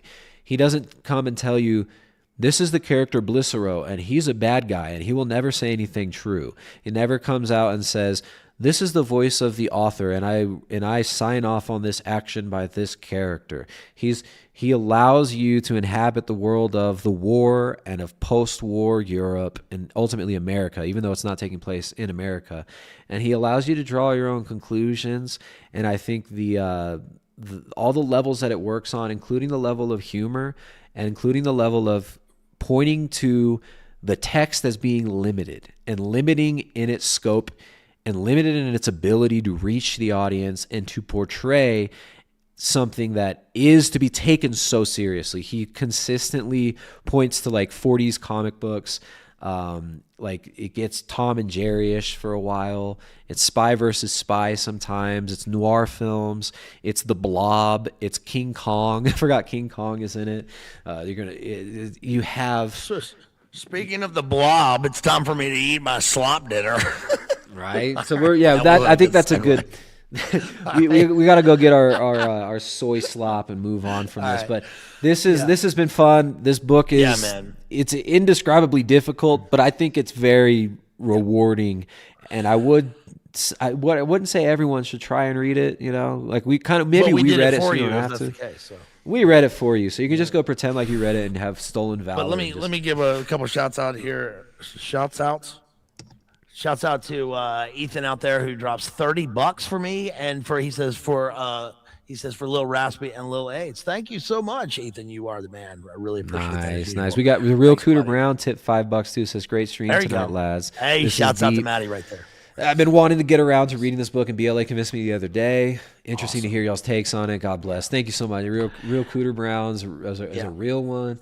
This one's for the OGs, for the boys. You know, we came in hot on one of the. This is one of the most difficult books to talk about, and I hope that we didn't butcher it too much, and I hope I didn't fumble it too much. I love hearing our boy BLA Baselit Analyzer. Absolutely love reading books with you, dude. It's always a pleasure. We did a few this last year on your channel. We did Outer Dark by Cormac McCarthy, Child of God by Cormac McCarthy. So you guys make sure to go check those out. Did we do another one? What else did we do? Was it just no, but we're about to. Well, we're going to do Cities of the Plain, but we decided it wasn't worth it. I know that was a good pick. But we're going to do Sutri, and we're going to do The Crying of Lot 49. Yeah, and there's a couple other ones that. You know what we probably need to do is do another read through of Brave New World. It's been a while, and I think it would be, now that we've been through this. It's funny because I think that when you were talking, I was thinking of how Brave New World is exactly the type of globalist manual that functions as as a guidebook rather than a critique for a certain element. And I think that there are elements, obviously there are rocket elements in that. I think that Gravity's Rainbow takes Brave New World, sort of goes way transcends Brave New World. So it'll be a sort of easy read for us, but I think it'd be interesting to go back and read something like that, something that we can sort of latch on to. Also, please, if you are watching here, please subscribe to my channel. And also, if you haven't gotten it yet, please get a copy of my book, Runes, which is available on Amazon. It's called Runes and covers the material that we have been covering tonight. It's the personae poems of the Third Reich, Imperial Rome, and paramilitary Northern Ireland. I am right now writing my piece for this book to be published in Bloomsbury, so I got to get that in. And also, I'm working on a couple of other things, a novel, and I just started this vampire work. That was the other thing I was going to bring up real quick, is that the idea of the Namibian, because one of the vampire things I was working on was called Namibian, and I couldn't believe that that occurred. There was a word Dracularity that occurred right after the page talking about the Namibian, so I thought that was amazing. But yeah, I would recommend that people sort of look for prerequisites going into this, or just dive into it and read a freaking book, out there. So we did it so you don't have to, or so that you will, I think we got to encourage people should be reading. I think a little bit less get off the doom scrolling. I think reading and writing, whether it's just writing down your thoughts or poetry, like this. It's more important now than ever, especially with the rapid fire wiring of our kind of dopamine system and the thing that social media does to us.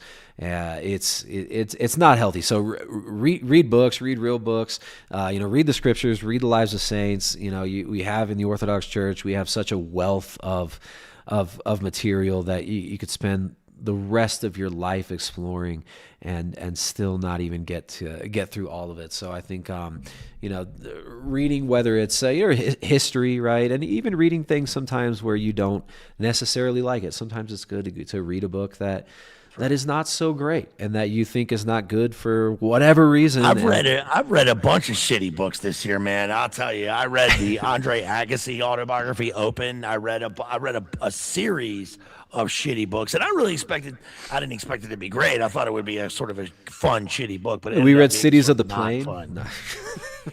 That's right. Yes. All right. I think reading things that are you can't read all the books you can read. Can't be Gravity's Rainbow. Can't be Absalom. You got to take a break sometimes. I've been on a kick of trying to get through some of these texts that I found more difficult and that I maybe tried in the past, and that's why revisiting this was. I'm glad I did it, and I was wrong about Pynchon. This is now the third Pynchon I've read, or Pynchon, as people I'm sure will correct me. Crying a Lot 49 is solid, and we're going to do that one. We've got Anthony Westgate's going to read that too, and then so that answers your question in chat about see you next year, Tristan. Nope, you'll see him very soon. Like 2 years from now. Yeah. No, right. you guys got to hold me accountable. Share the video, like the videos, do all that. You might find that YouTube is auto unsubscribe. Sometimes it does that. The algorithms are always trying to clean things up. Make sure you're subscribed. Hit the bell icon, and you can follow me over there. You can hit the bell notification. You can follow me over there on Twitter. There's a link down below. If you are going to end up reading this book, I encourage you to try. It's not impossible. We may have made it sound very difficult. It is highly difficult, but it was worth the ride for me. It was definitely worth it, and I gotta say, I think, like you said, it's one of the best English literature, one of the best books of American literature. I put it up there with Moby Dick. It's up there with like the greats of the 20th century, like Blood Meridian. I think working your way up to it may be a good idea. Reading something like The Heart of Darkness, as you mentioned, maybe like the Border Trilogy or the first 2 books of the Border Trilogy, which I pretend the third doesn't exist because it's awful. But like there's something like All the Pretty Horses, The Crossing by Cormac McCarthy, maybe Blood Meridian are good stepping stones to something more difficult like this. It's not that it's impossible to read. It's just it can be frustrating. You might want to just quit sometimes. Well, the last thing I'll say about it is this, that you mentioned the limited aspect of it and limitations, and I think that we didn't really we can get into criticism of it some other times in a professional critique, but Harold Bloom called Hamlet Poem Unlimited and referred to this book as a supreme work of American literature that discusses what he calls the American sublime, even though it's a global work, and it sort of escapes its own trajectory, and he calls it one of the great American epics. In fact, an epic poem. His way of looking at Moby Dick is as an epic poem, and I think that if poetry is, according to Coleridge, is the best words in the best order, then this book qualifies, at least in huge swaths of its narrative, as a true poem. The words come together in a way that seems unreal and that is not limited by paragraph, and I think that the only limitation in this book is the limitation according to its history and the trajectory of the rocket. But inherent in that is something unlimited. And I think that this is a kind of unlimited poem. And I really think this is one of the great works of literature. I'm really astounded by it. I was really, if anything, like really excited by this book. I think that it's important to be excited by literature and to have a life affirming sort of exuberance when you come across words, because at the end of it all, the important thing in a takeaway when you read a book like this is to just find one word or phrase that sticks with you, and that's more important and more valuable than reading 100 Andre Agassi books or books of anime or something. I don't know, whatever it is. You find one word or phrase that really sticks with you in your soul, and I really got that a lot from this book. So. Yeah, that was beautifully said, man. Thanks a lot. I got remembering one string of words from this book, one sentence that I remember, and it's "cow says moo." You remember that sentence? I think that's James Joyce. Cow says moo. He just throws that in there at some point. It's like in remember we did Child of God, where Cormac just puts bird flu, just bird flu, one sentence, 2 words. That's amazing. That was amazing. That was actually amazing. We talked about that one for like a whole night. Yeah, no, Child of God. I mean, that's a very well written book. But yeah, all right, guys. So we got some things coming up. Definitely gonna be doing Vineland eventually. Crying a Lot 49. I'm thinking to do Vineland on its own and then compare it to the film, which was very loosely based on it. And Pynchon should be upset. I'm sure he's not happy with what they did to it. I'm sure he didn't watch it. Look how they massacred my boy. Look how they massacred my boy. But it's, Vineland is a fascinating text.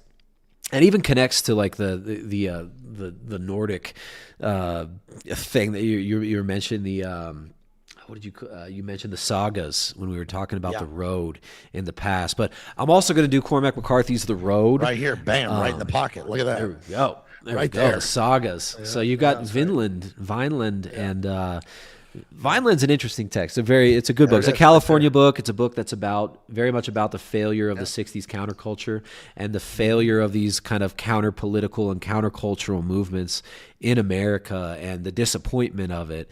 And the disappointment of the trajectory of the post-war world going into the 1980s and Reaganomics and kind of the Iran-Contra type stuff. Iran-Contra is not in there, but the framework for it is Crying a Lot 49. I'm going to do that. I'm going to do both All the Pretty Horses and The Crossing. Got a long list of books that we'll be doing, maybe some film analysis too. So if you got any requests, comment down below. What do you want to see? Any films, anything?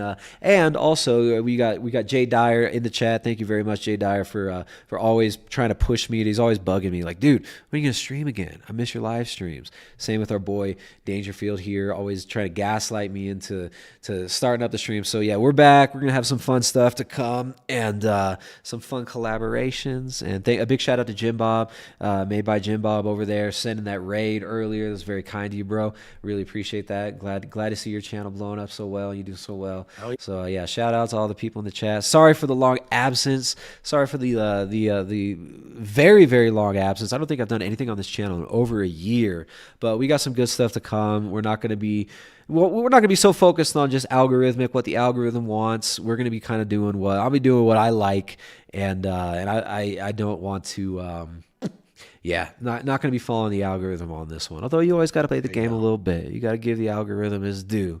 So yeah, guys, subscribe to Dangerfield over at Baselit Analyzer. The link is in the description. It's right there. Go subscribe to his channel. The best to do it. And we'll see you guys next time. Peace, y'all.